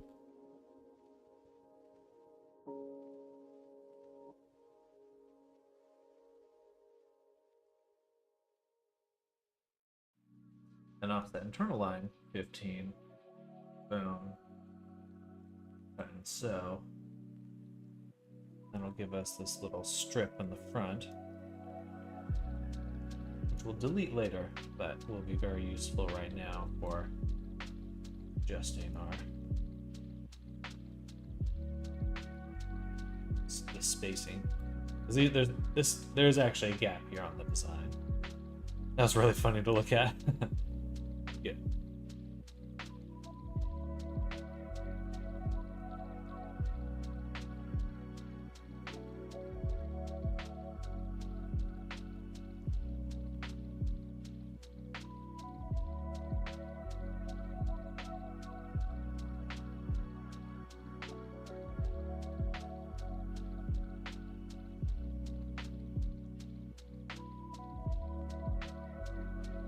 The back, I'm gonna kind of squish it in.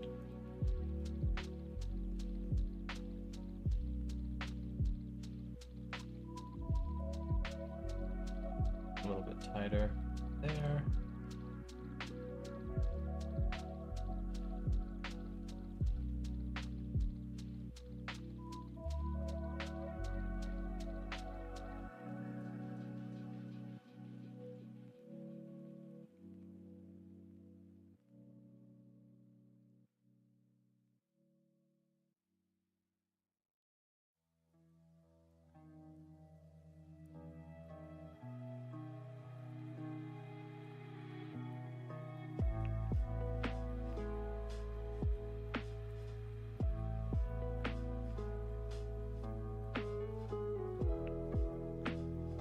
Overall, pretty good.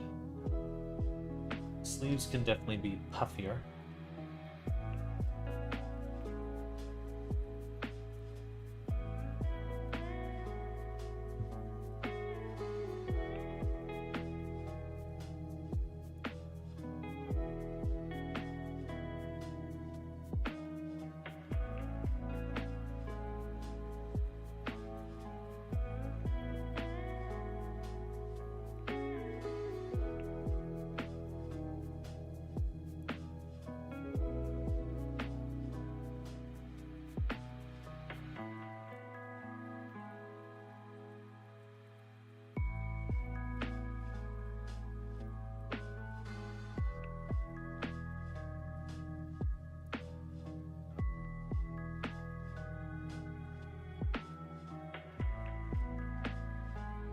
A little too puffy. Pretty minorly, but puffy.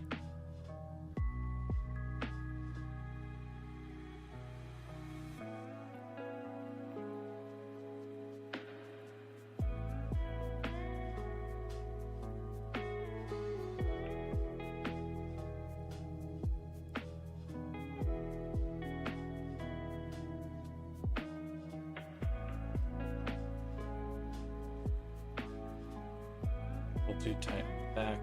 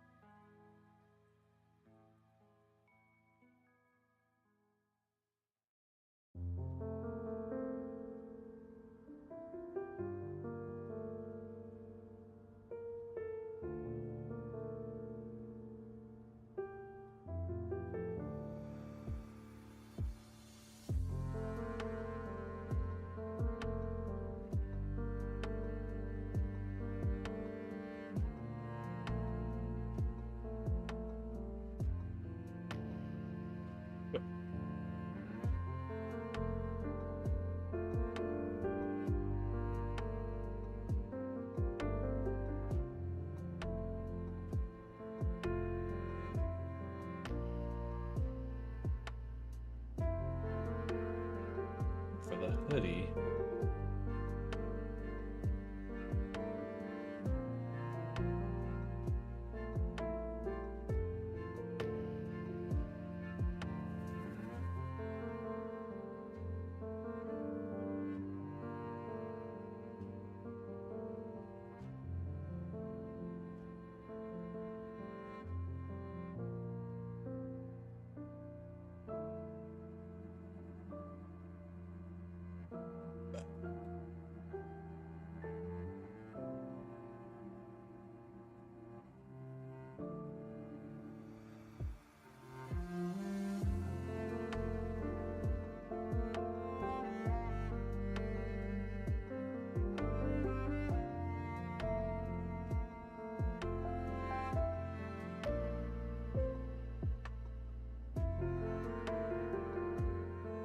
oh, I see.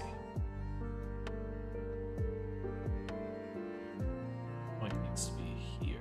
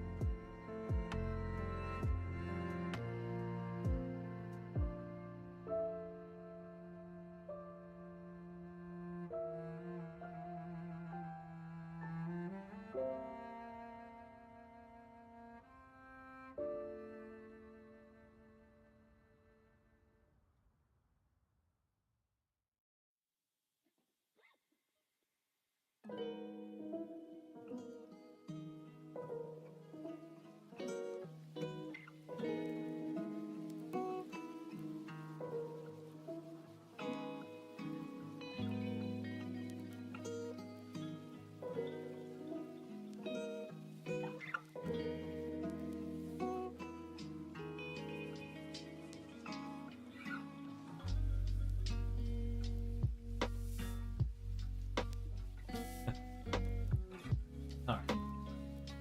Hoodie. That's the best way to do that. It needs to be kind of a stiffer. We'll add a material, then sign it.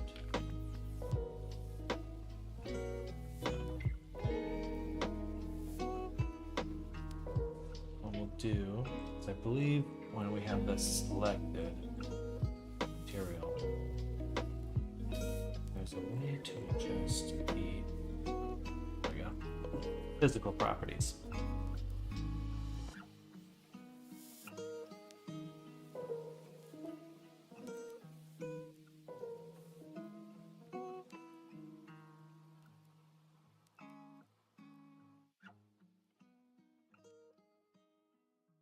We're just trying to find the properties that are going to make it a little differ.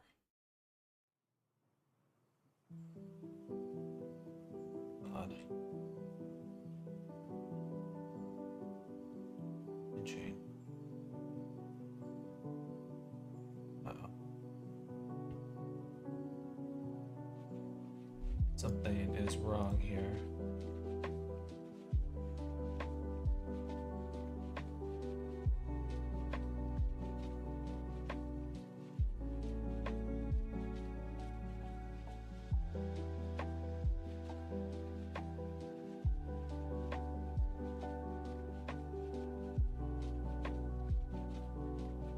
No, it's the material.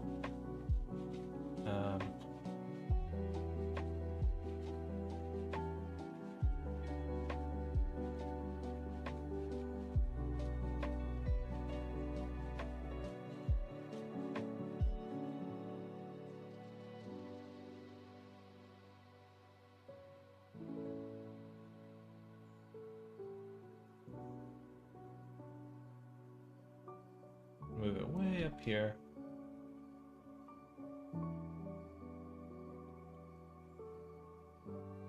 Oops, something's wrong. One of my segments is wrong. Might have accidentally sewed something together. Oh yeah, this has two.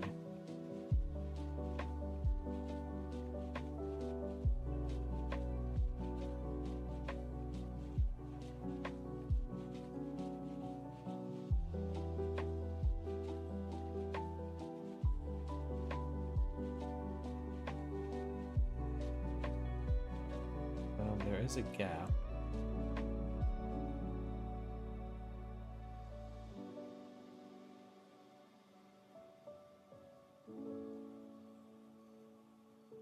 So the hoodie comes together.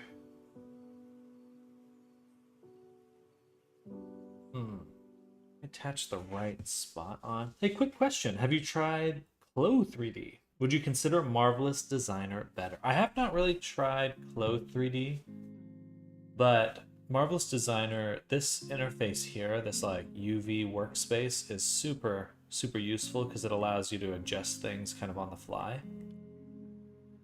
I would say, because I believe Clo 3D is a Blender add-on, I would say that this alone makes it a lot easier. Just makes it really, really fast to work with.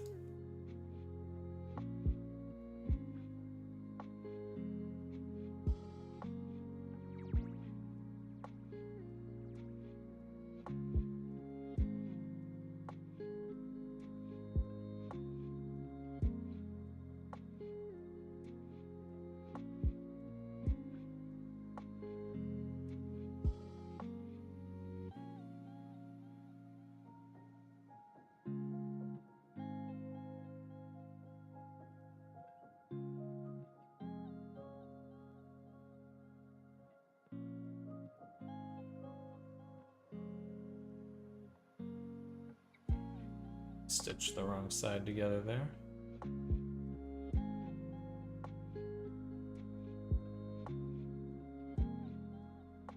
Close the sister program, also almost identical.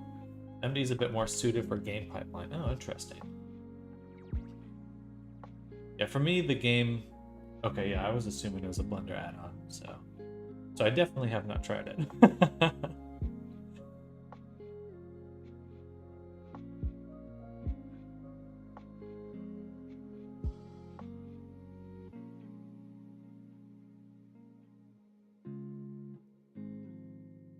But stuff like this interface, just makes it very simple to work with.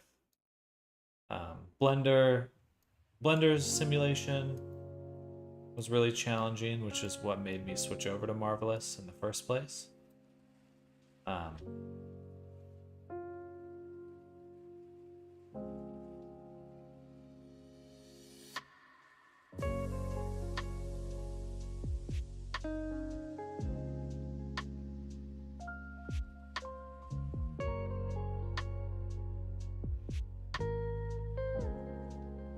Added some pressure to this, so that'll help it pull apart.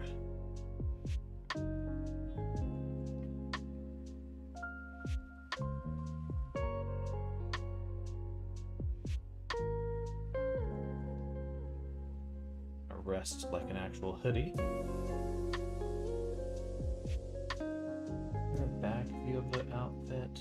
Oh yeah. So here we've got this. The hoodie should be a bit wider, a little more wrinkly. Breast, definitely wider.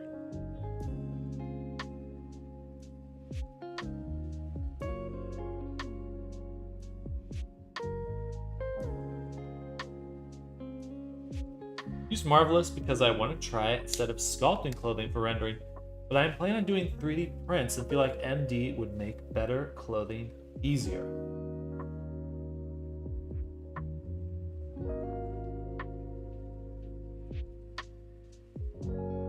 Yeah, most likely. Not sure how you're doing your 3D prints. Are your prints already kind of posed and then you're adding clothes on afterwards? If that's the case, then I think Marvelous Designer would definitely be easier to work with. Like what I'm doing right now, pulling things around and stuff. I love that. It's just simple. Makes it simple and easy. What's that meme where it's like, it's easy. That.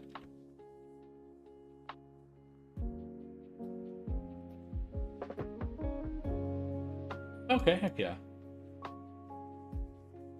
Oh, I mean, someone was just talking about 3D printing. It's pretty exciting.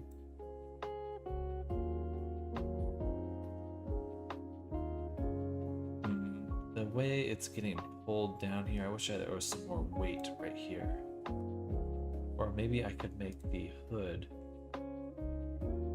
weigh less. Is there a weight? Set it to 12 or something, and then we could pull it down.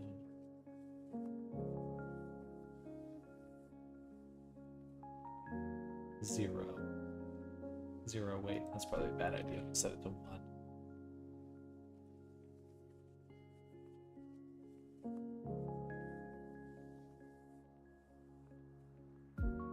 So it begins. See it in 1 day, 7 hours. My beautiful print that hopefully will not fail at the last moment.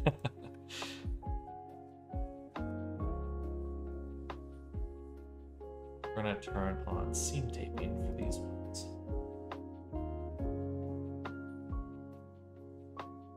Should keep the edges a bit stiffer.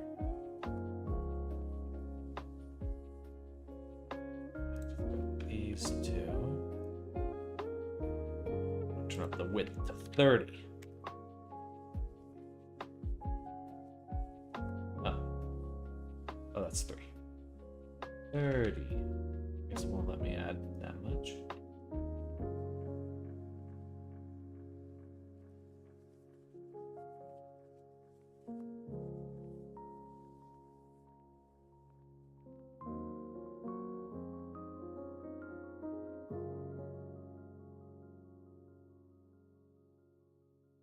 Sends magical print.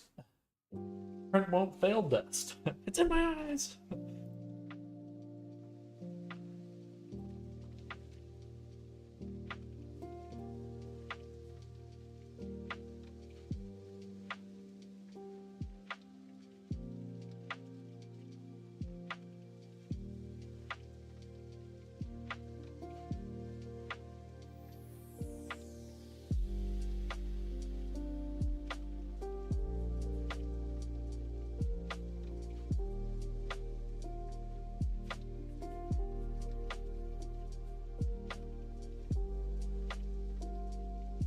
I'm surprised there's no seam taping on the middle edge.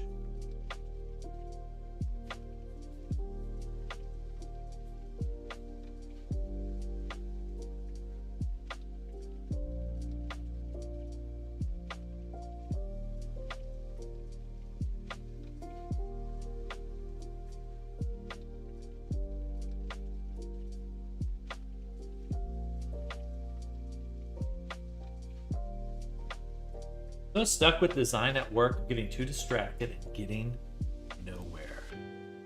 Relatable. Well, I wish you well. I mean, I had to start streaming in order to kind of combat my distractibility. I don't know if you have an option like that at work, but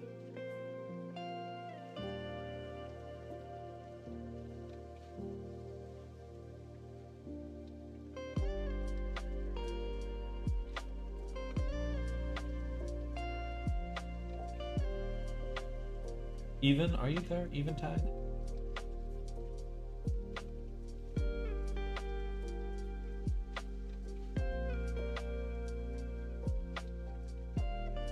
No, it's boring engineering things. Oh.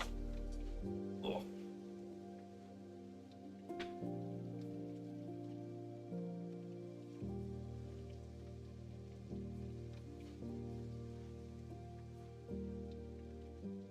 I want to keep the edge, like, if I could attach it to a ring and then move that ring around, that would be awesome. I know I can tack. Line tack. Even, okay, yeah. Just a quick question. So this bottom edge here,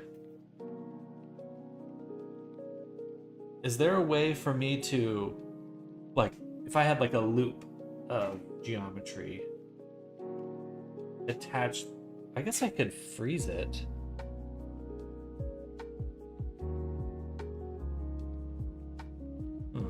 Sorry, let me try something. Ask a question and then do something else. Classic. We'll do offset. Well, then we kind of need to do it. So do offset, turn a line. Sure.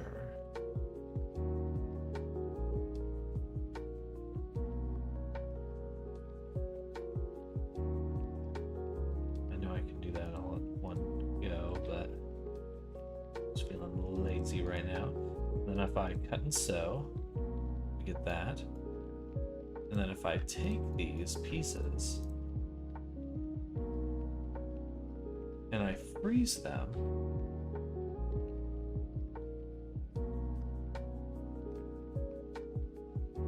does that mean that I can move this now?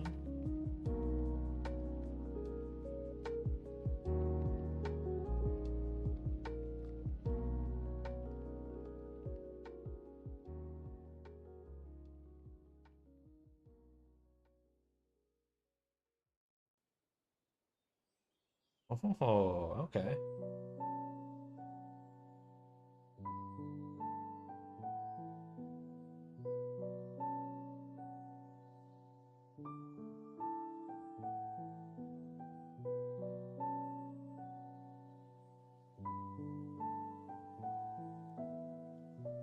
That'll work.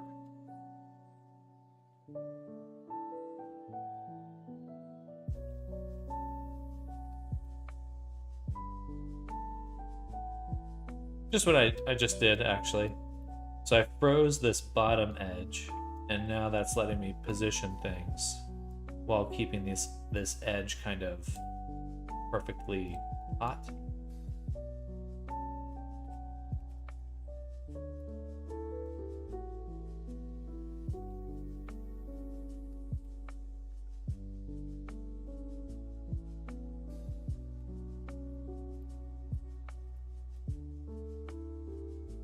There we go.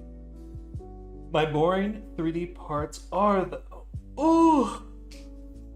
I don't believe that. I don't believe that for a second.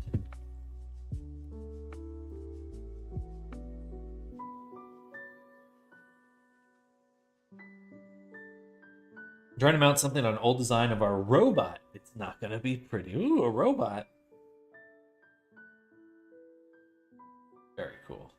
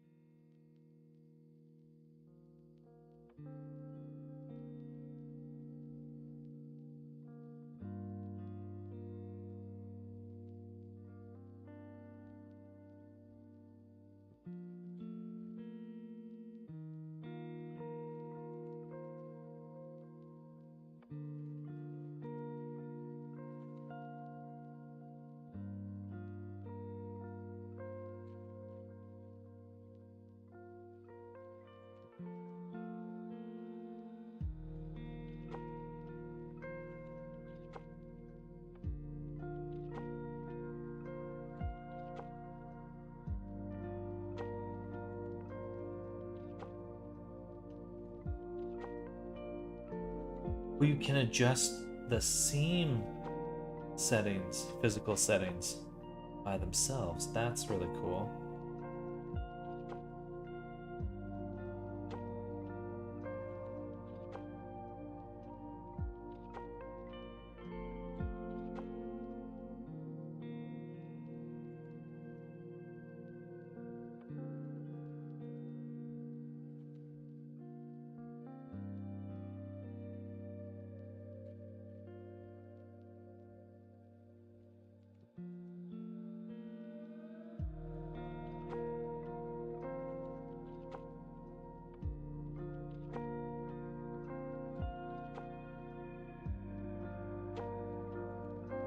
Thanks, my brain is scattered hot. I want to get back to on my 3D sculpts though.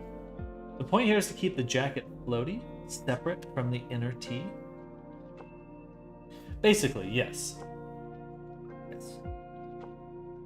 Want to do a Legoshi model? Do you know a good Discord server for sculptors I can get design help in?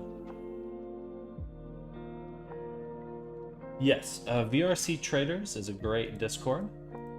This message will probably be delayed since you're on YouTube, but VRC Traders is a great Discord for a lot of creators. You can always go there. I have my Discord as well. But definitely the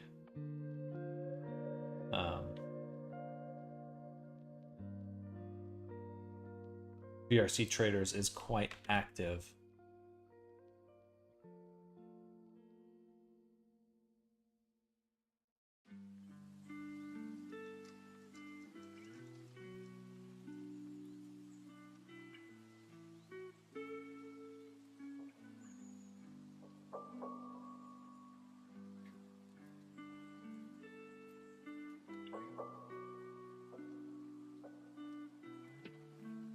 Thanks, dude. Honestly, your Discord might make more sense. Sorry. Well, heck yeah. Let me go ahead and share that then. Or if you're not already in there. Let's copy it anyway. You know, the Discord link, invite link, is no longer working for some reason. Second I'm in streamer mode. It was because of that. Okay, there. Now it's working.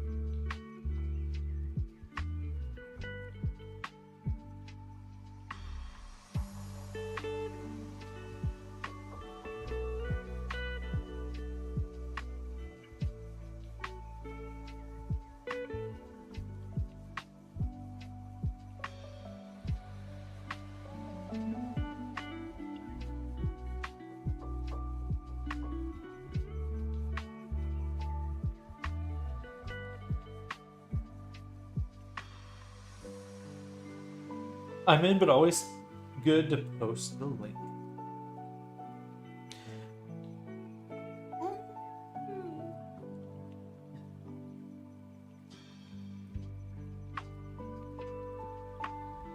Yeah, I would say that if you're ever looking for my feedback, you would just want to come by my stream while I'm streaming. That's probably going to be best.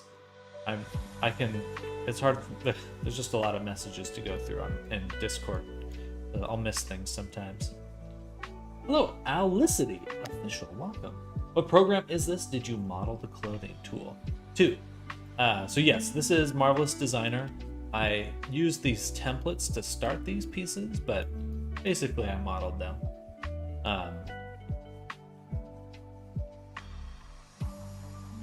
And it's based on the design of, so I'm gonna open this. It's based on this design, this character here. Hello, Wendy, welcome.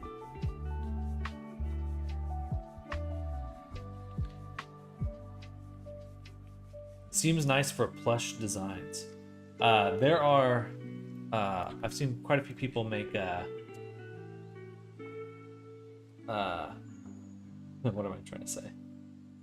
Like the pool toy characters. That was pretty cool. Because you can just use pressure. You can even make it for environments. Like if you have some crates and you want to throw a towel over it and stuff. It works really fast. How fast is retopoing the Marvelous Designer outfits if it's necessary at all?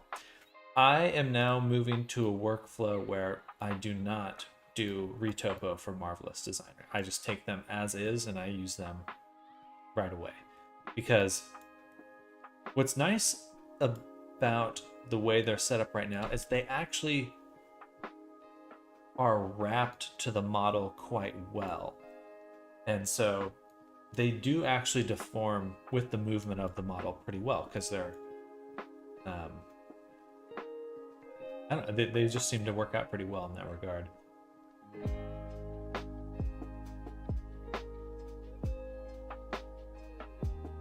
Please, I'm such a god-awful mesh.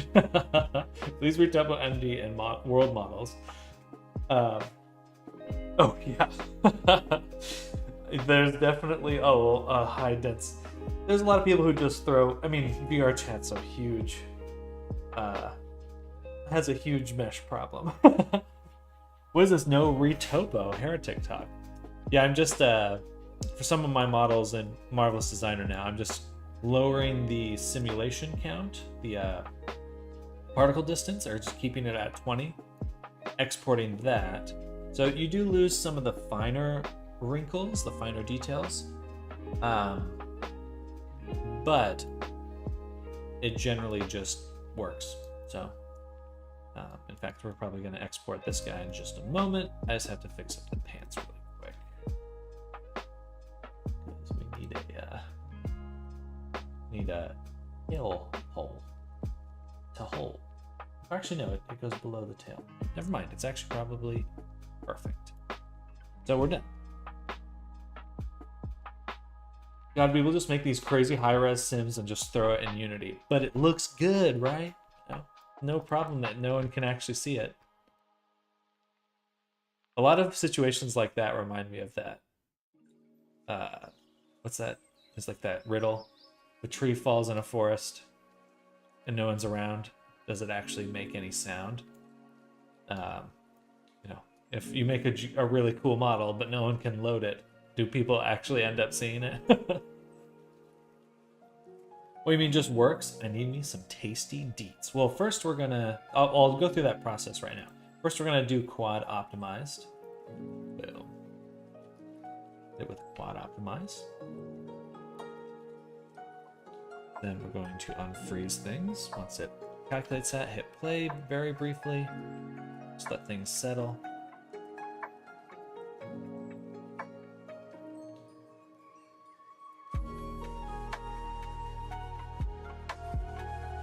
Pause it again. Freeze them all again. And then save. That would probably be a good idea. And then file. Export. OBJ selected. Oh, for some reason I'm not selecting everything anymore. Export OBJ. Client work. I need a better mouse. My scroll wheel is so tense. Marvelous Designer, and we'll call this Neku outfit.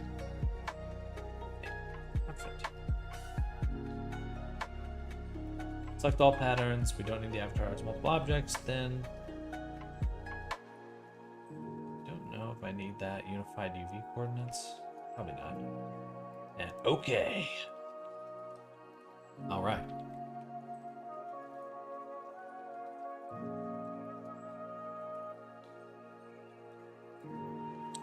Then go back to Blender.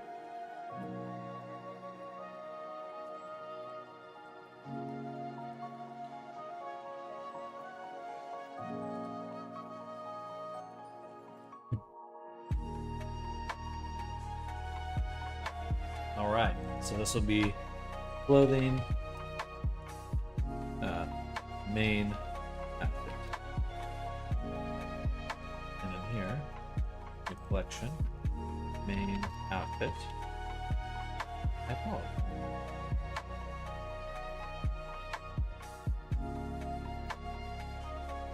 Unfortunately, the avatar did get moved a little bit, so I think the clothing will be slightly offset.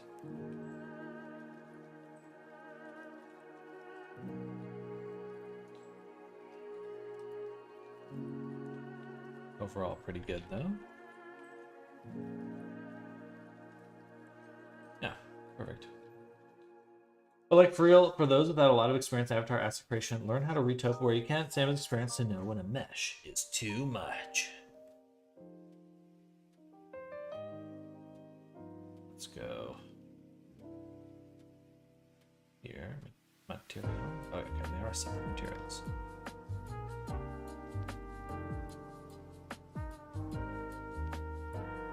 Ooh, definitely got crazy dense right here. Oh yeah, I don't like that. So some cleanup will be necessary. I definitely am just, I would just love to know what the fastest possible workflow is. I see, so you did make the avatar in Blender then originally, I assume. Correct, correct.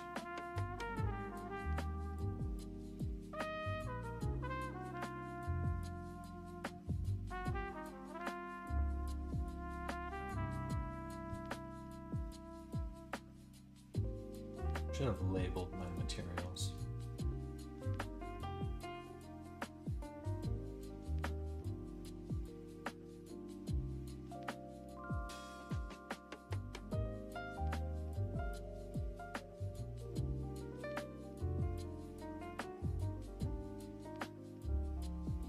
Oops.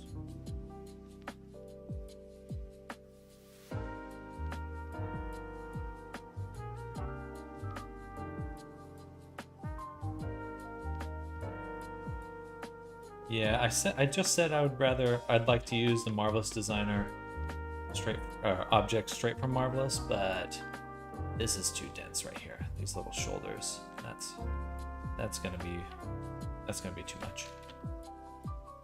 So retopo it is. I don't want to.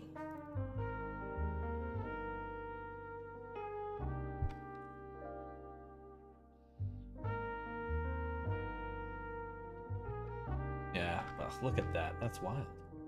It's usually not that intense. Or what?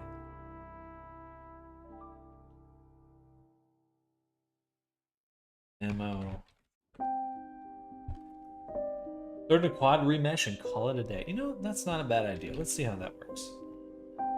First, we will. We'll take all these. Like boundary loop.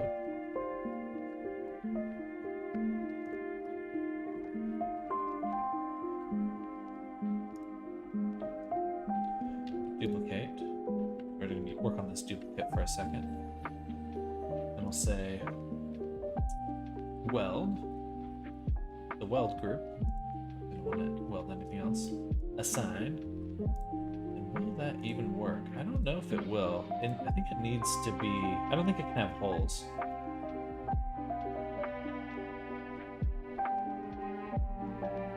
Oh, maybe. Huh.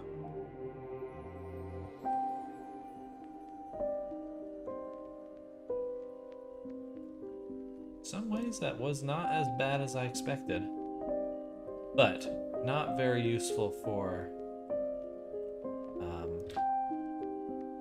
a game ready version. That really wasn't that bad.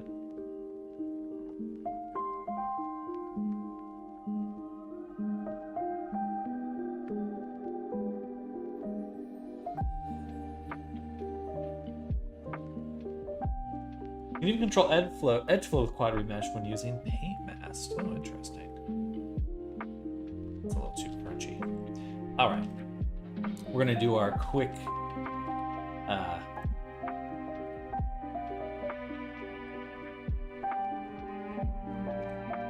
We're gonna use our very quick retopo, so we'll just do right-click, new, main, outfit, low poly, and in here we'll make a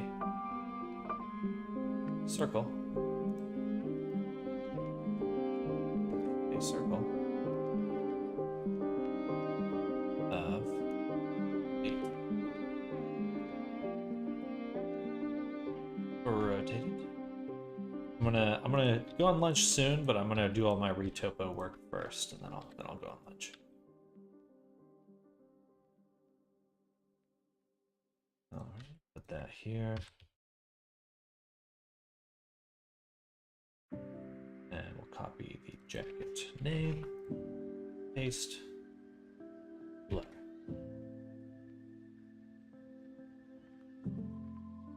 Okay. Mirror, subdivision, shrink wrap.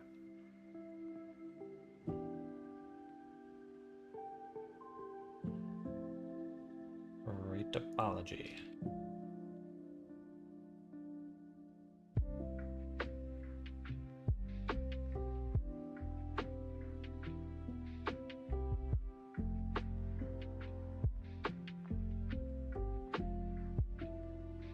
All right. 0.6 SX0. Delete the bottom. Next we'll delete here too. Extrude downwards.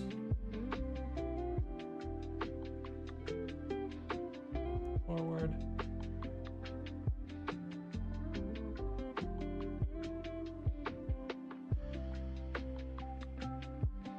Alright, that's most of the way there.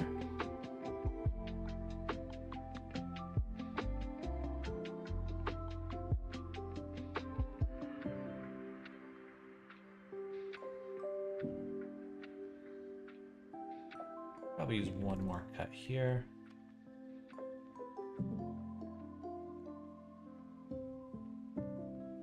Only using one level of subdivision, so I don't want a little ham sandwich on that. All right, then we apply the mirror, apply the subdivision, duplicate the shrink wrap, apply the shrink wrap. Select the middle, rip, this side, mirror, go into sculpt mode, use our slide relax, use shift slide relax, smooth slide relax. But I'm holding shift when I'm doing this. I need to remove the hood. High poly. Duplicate the mirror, apply the mirror, do that again. Alright. High poly. Give me this. Separate. Oh, this high. Score hoodie. Actually, jacket, hood, score.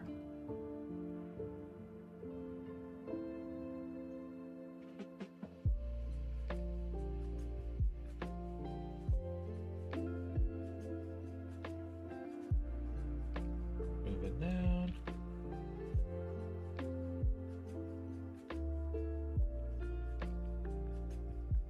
This kind of over here. Okay. Duplicate, apply again. This is generally my retopology method. It's pretty quick and dirty, but it does the job most of the time.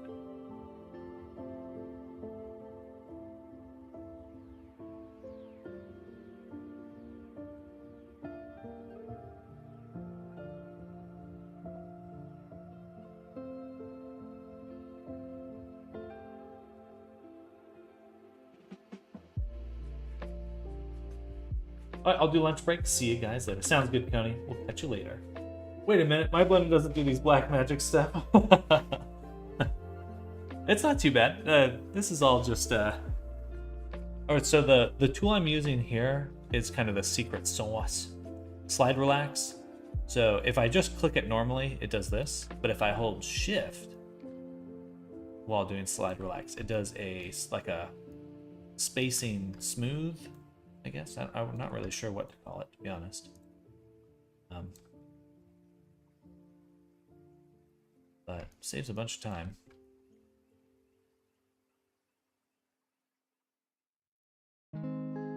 Correct me if I'm wrong, you make the whole outfit a marvelous design and then refine in Blender. I'm assuming you also use layers in MD. Relax the quads.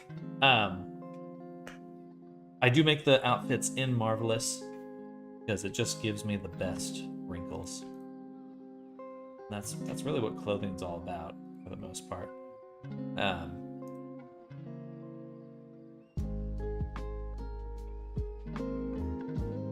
I feel like there could be some better ways to unwrap things in Marvelous, but so far this is the best I've come up with.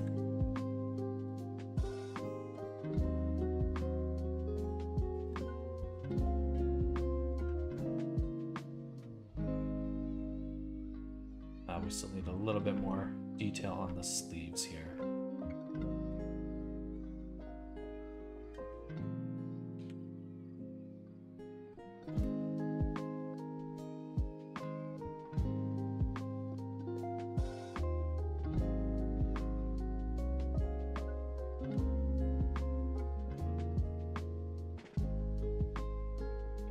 And we'll split it again.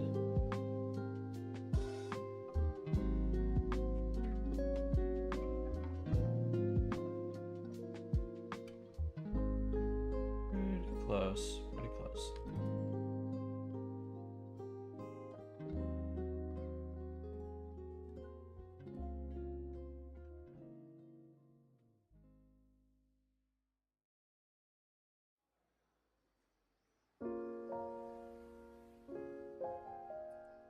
And I already applied the shrink wrap down, so we can do that final pass. Spacing. When doesn't the smooth brush also support relax and diverts when holding control or something? That's a good question. I don't know, actually. I don't think I've used. I only know it through the slide relax brush. Got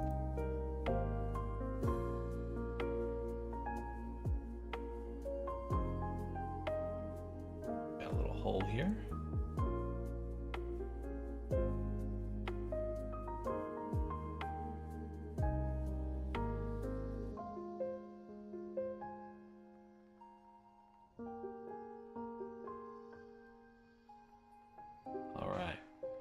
Unwrap, and still got some things attached here and here. Perfect. Now we can just LL pin and straighten. Take this.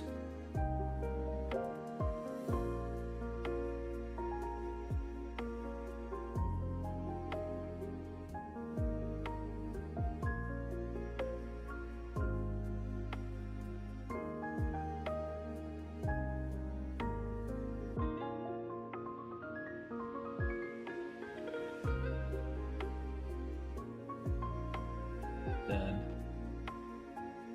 I might want to cut the tops of those open.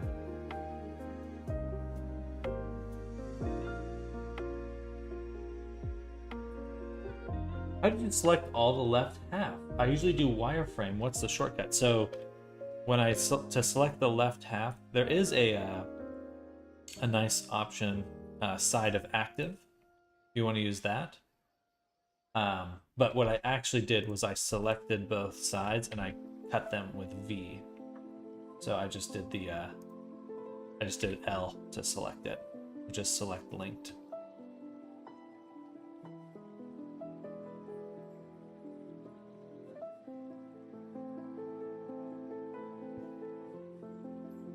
All right, on to the next one. Do another circle of 8. Mirror, subdiv, shrink wrap. Do the pants this time. Blender wizard tricks. My secrets.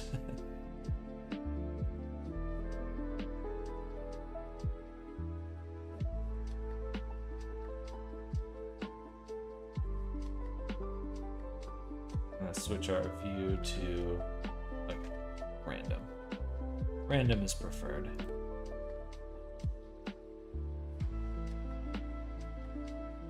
There's the knee.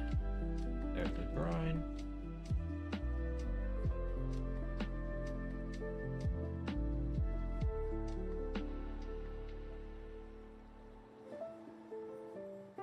Deselect the middle. Actually,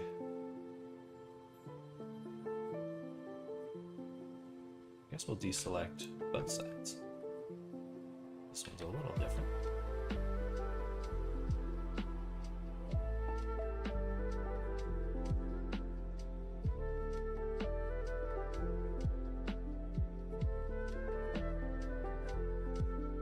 There, then select this inner loop. This is how I unwrap 99% of all my clothing items in like this exact same way. This is usually my retopo process. Recently learned how much utility Auto Pro has. Really should have messed around with the options earlier. Could have saved me a lot of time. Auto Pro is great. It's great. But it's definitely, just like everything's got its own little goofy ass learning curve.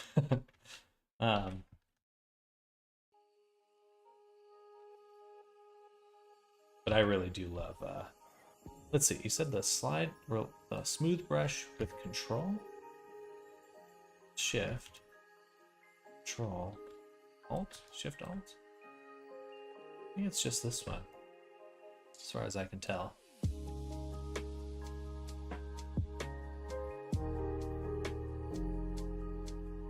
Easy peasy, lemony squeezy.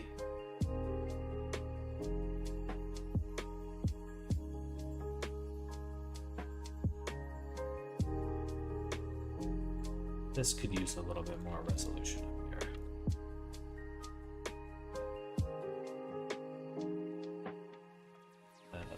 One, two.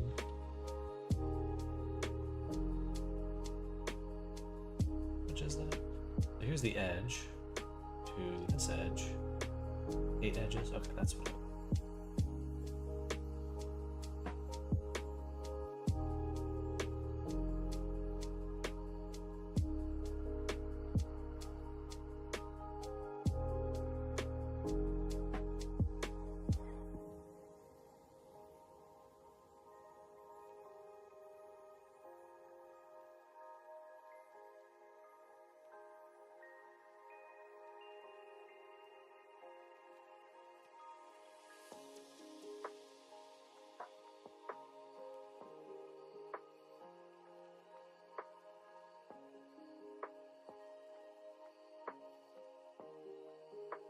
Duplicate, apply. One vertex, want to misbehave. Get back here, vertex. And then my favorite tool, loop tools. Loopy tools, wherever I went. It's always in this edit. Space. Just really quickly get the spacing done.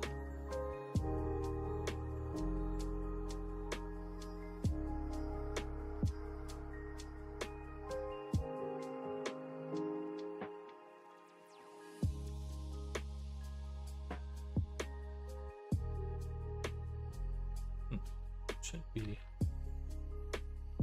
Usually it's a little bit. Oh, I see. This one should be here. Like that. Okay.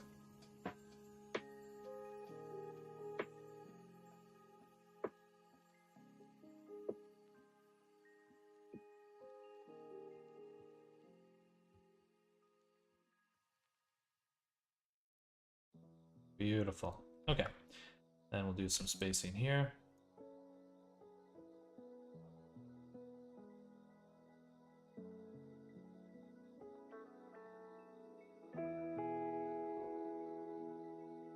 And here. Might actually extrude.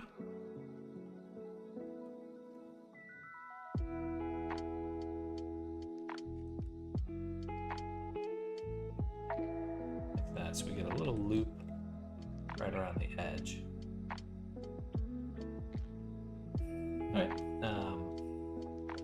and we'll do grab the middle, rip it, edit, take this, boom.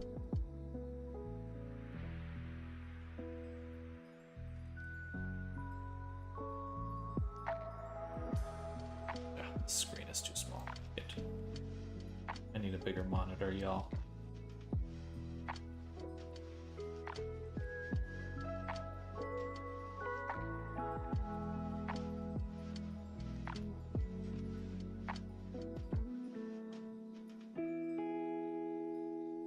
All right. Just apply that shrink wrap one more time. I always duplicate it and apply the duplicate. That way I can get to keep it on there on my modifier stack.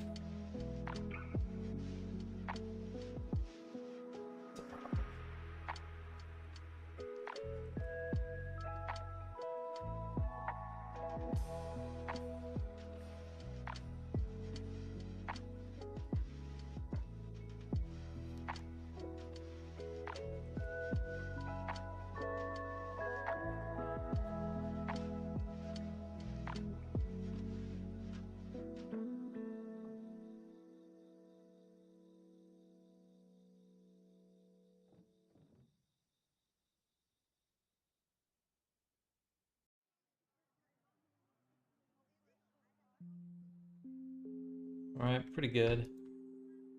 We'll slap a mirror back on. Get the middle of the pants. Put it in the middle. Apply the mirror.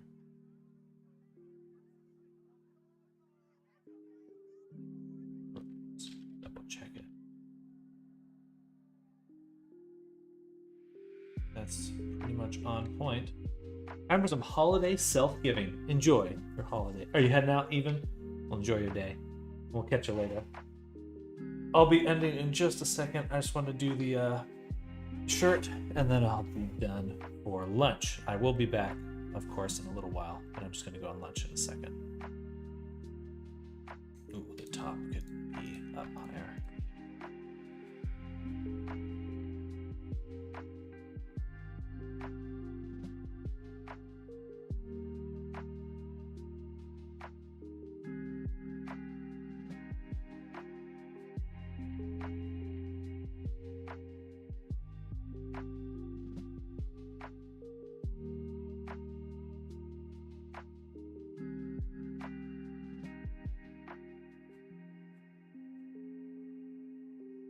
Gorgeous. Shirt, then hoodie, then lunch, then monitor. Exactly. Apply that. One more pass with the slide relax. Now that we've applied the shrink wrap, get rid of some of the more jagged parts. All right, now we cut. So to cut these ones, we're gonna go down the back. Boop. Seam there. Seam there. Unwrap.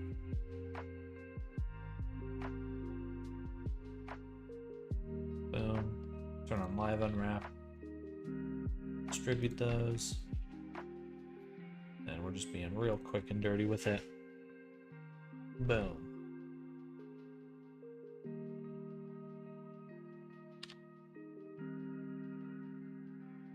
Boom. Boom. Boom.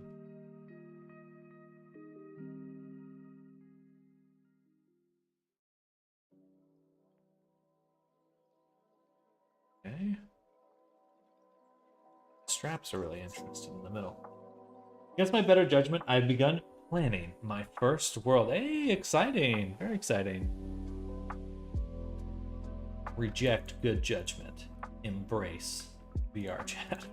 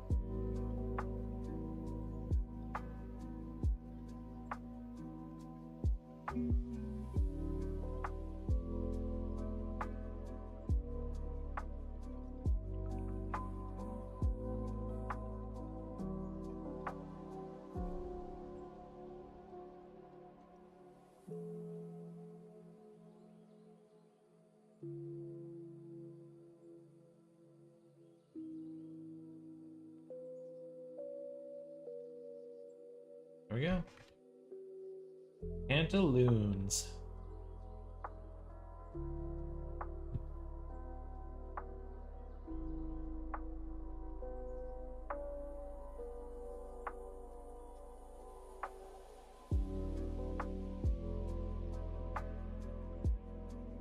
And I'm naming them this way so we'll be able to do baking by mesh name in Substance Painter. A very, very useful feature of Substance Painter. Most of the small cozy world my friends hang out and have overwhelmingly blue lighting.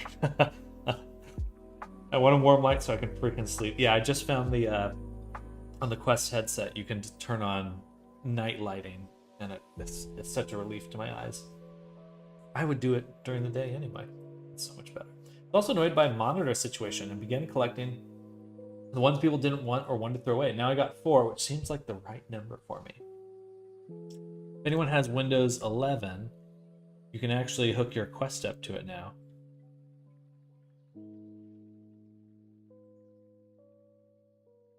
And get like 3 monitors or something like that. But built-in Quest headset integration now.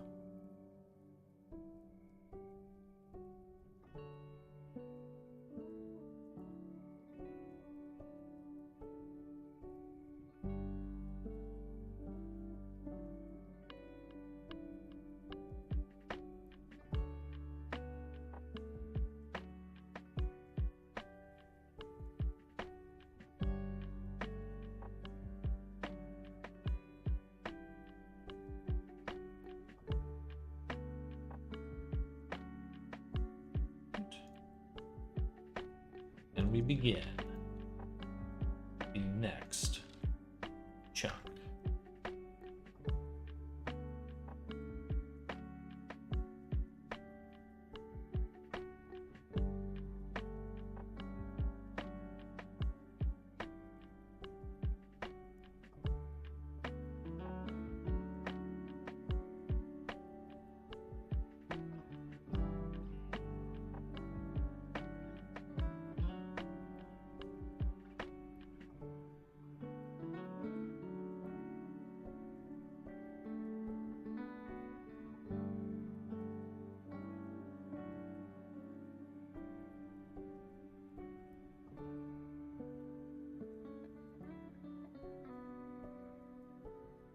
Looks pretty good.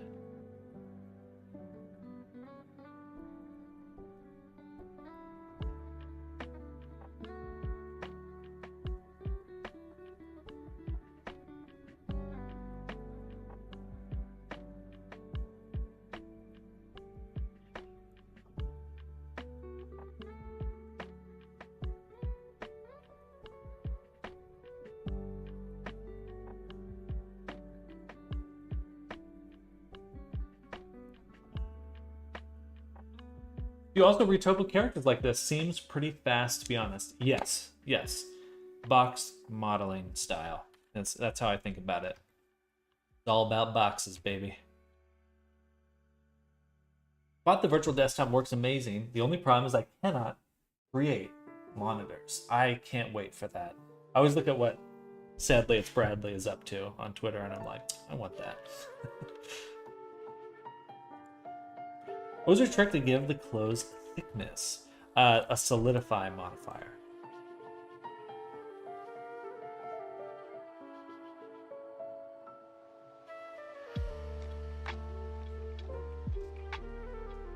So I use a lot of geonodes to a lot of my clothing, high poly versions now, just to make certain things like zippers, just certain features quite simple. A bit more resolution there.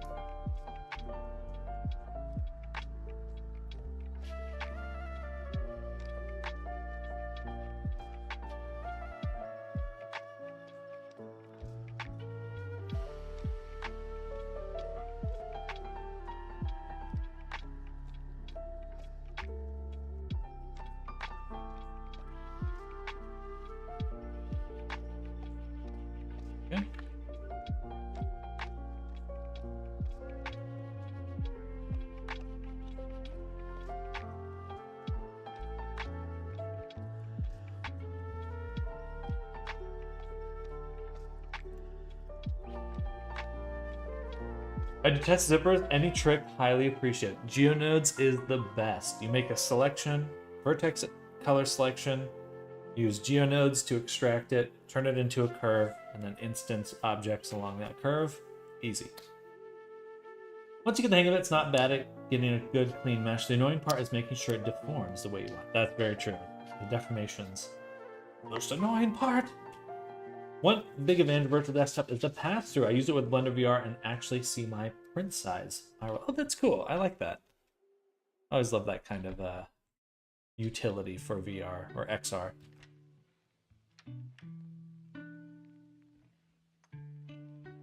All right, that looks perfect. A little bit of gap here. I think that we'll need maybe... I'll space it out a little bit more. 1, 2, 3.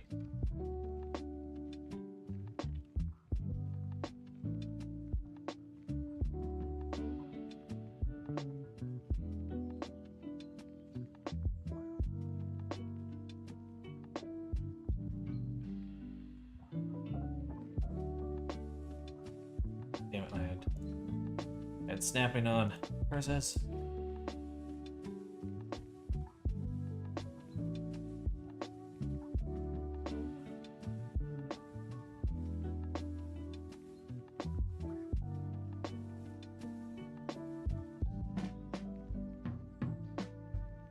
Hello. Just keep working on it, Frank. Make more pieces. Bring it to life.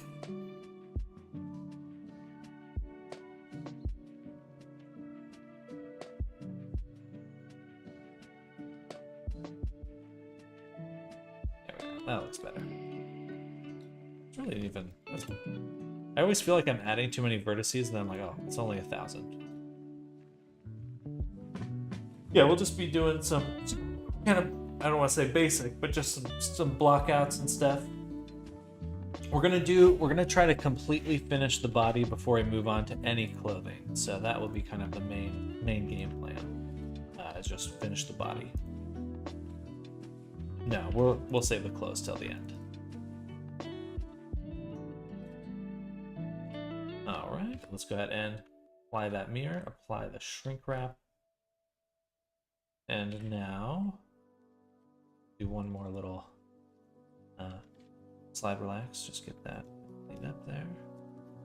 And here. And it looks like there's one little gap right here. All right, unwrappy. Make it snappy.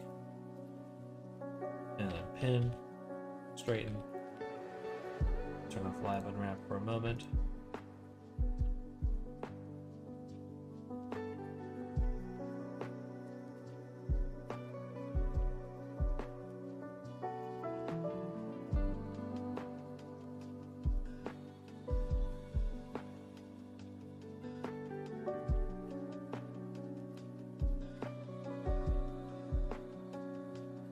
All right. That's pretty much it. Okay, so low poly clothing blocked out.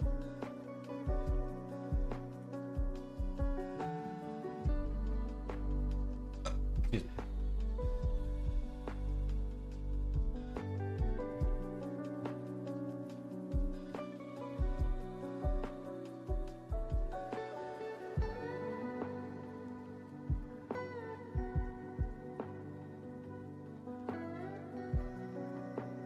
Oh, we do have to make the hood.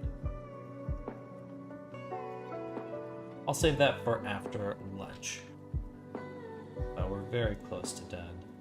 And we can even look at the low poly items and do a bit of mapping already, average their scale, and then pack them.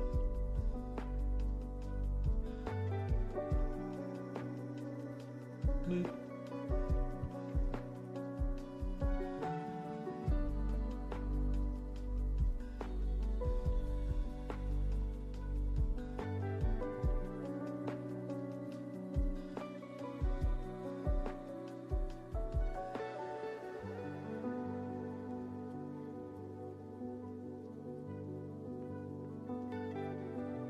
Cool, UV spacing looks quite good.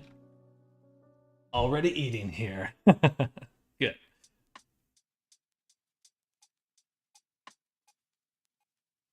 I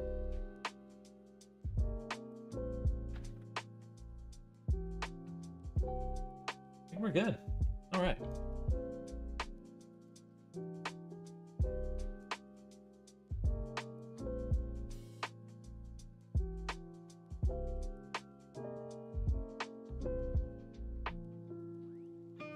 I really should head inside in just a moment. Or head to lunch. But I'm addicted. This part goes a lot faster these days, making clothing. See you after lunch? Sounds good. Bye.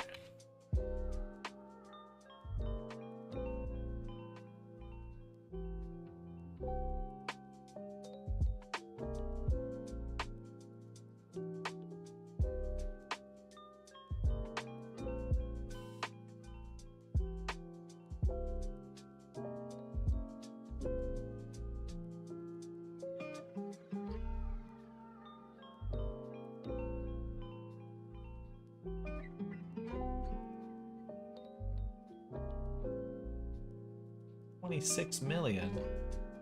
Is it 26 million?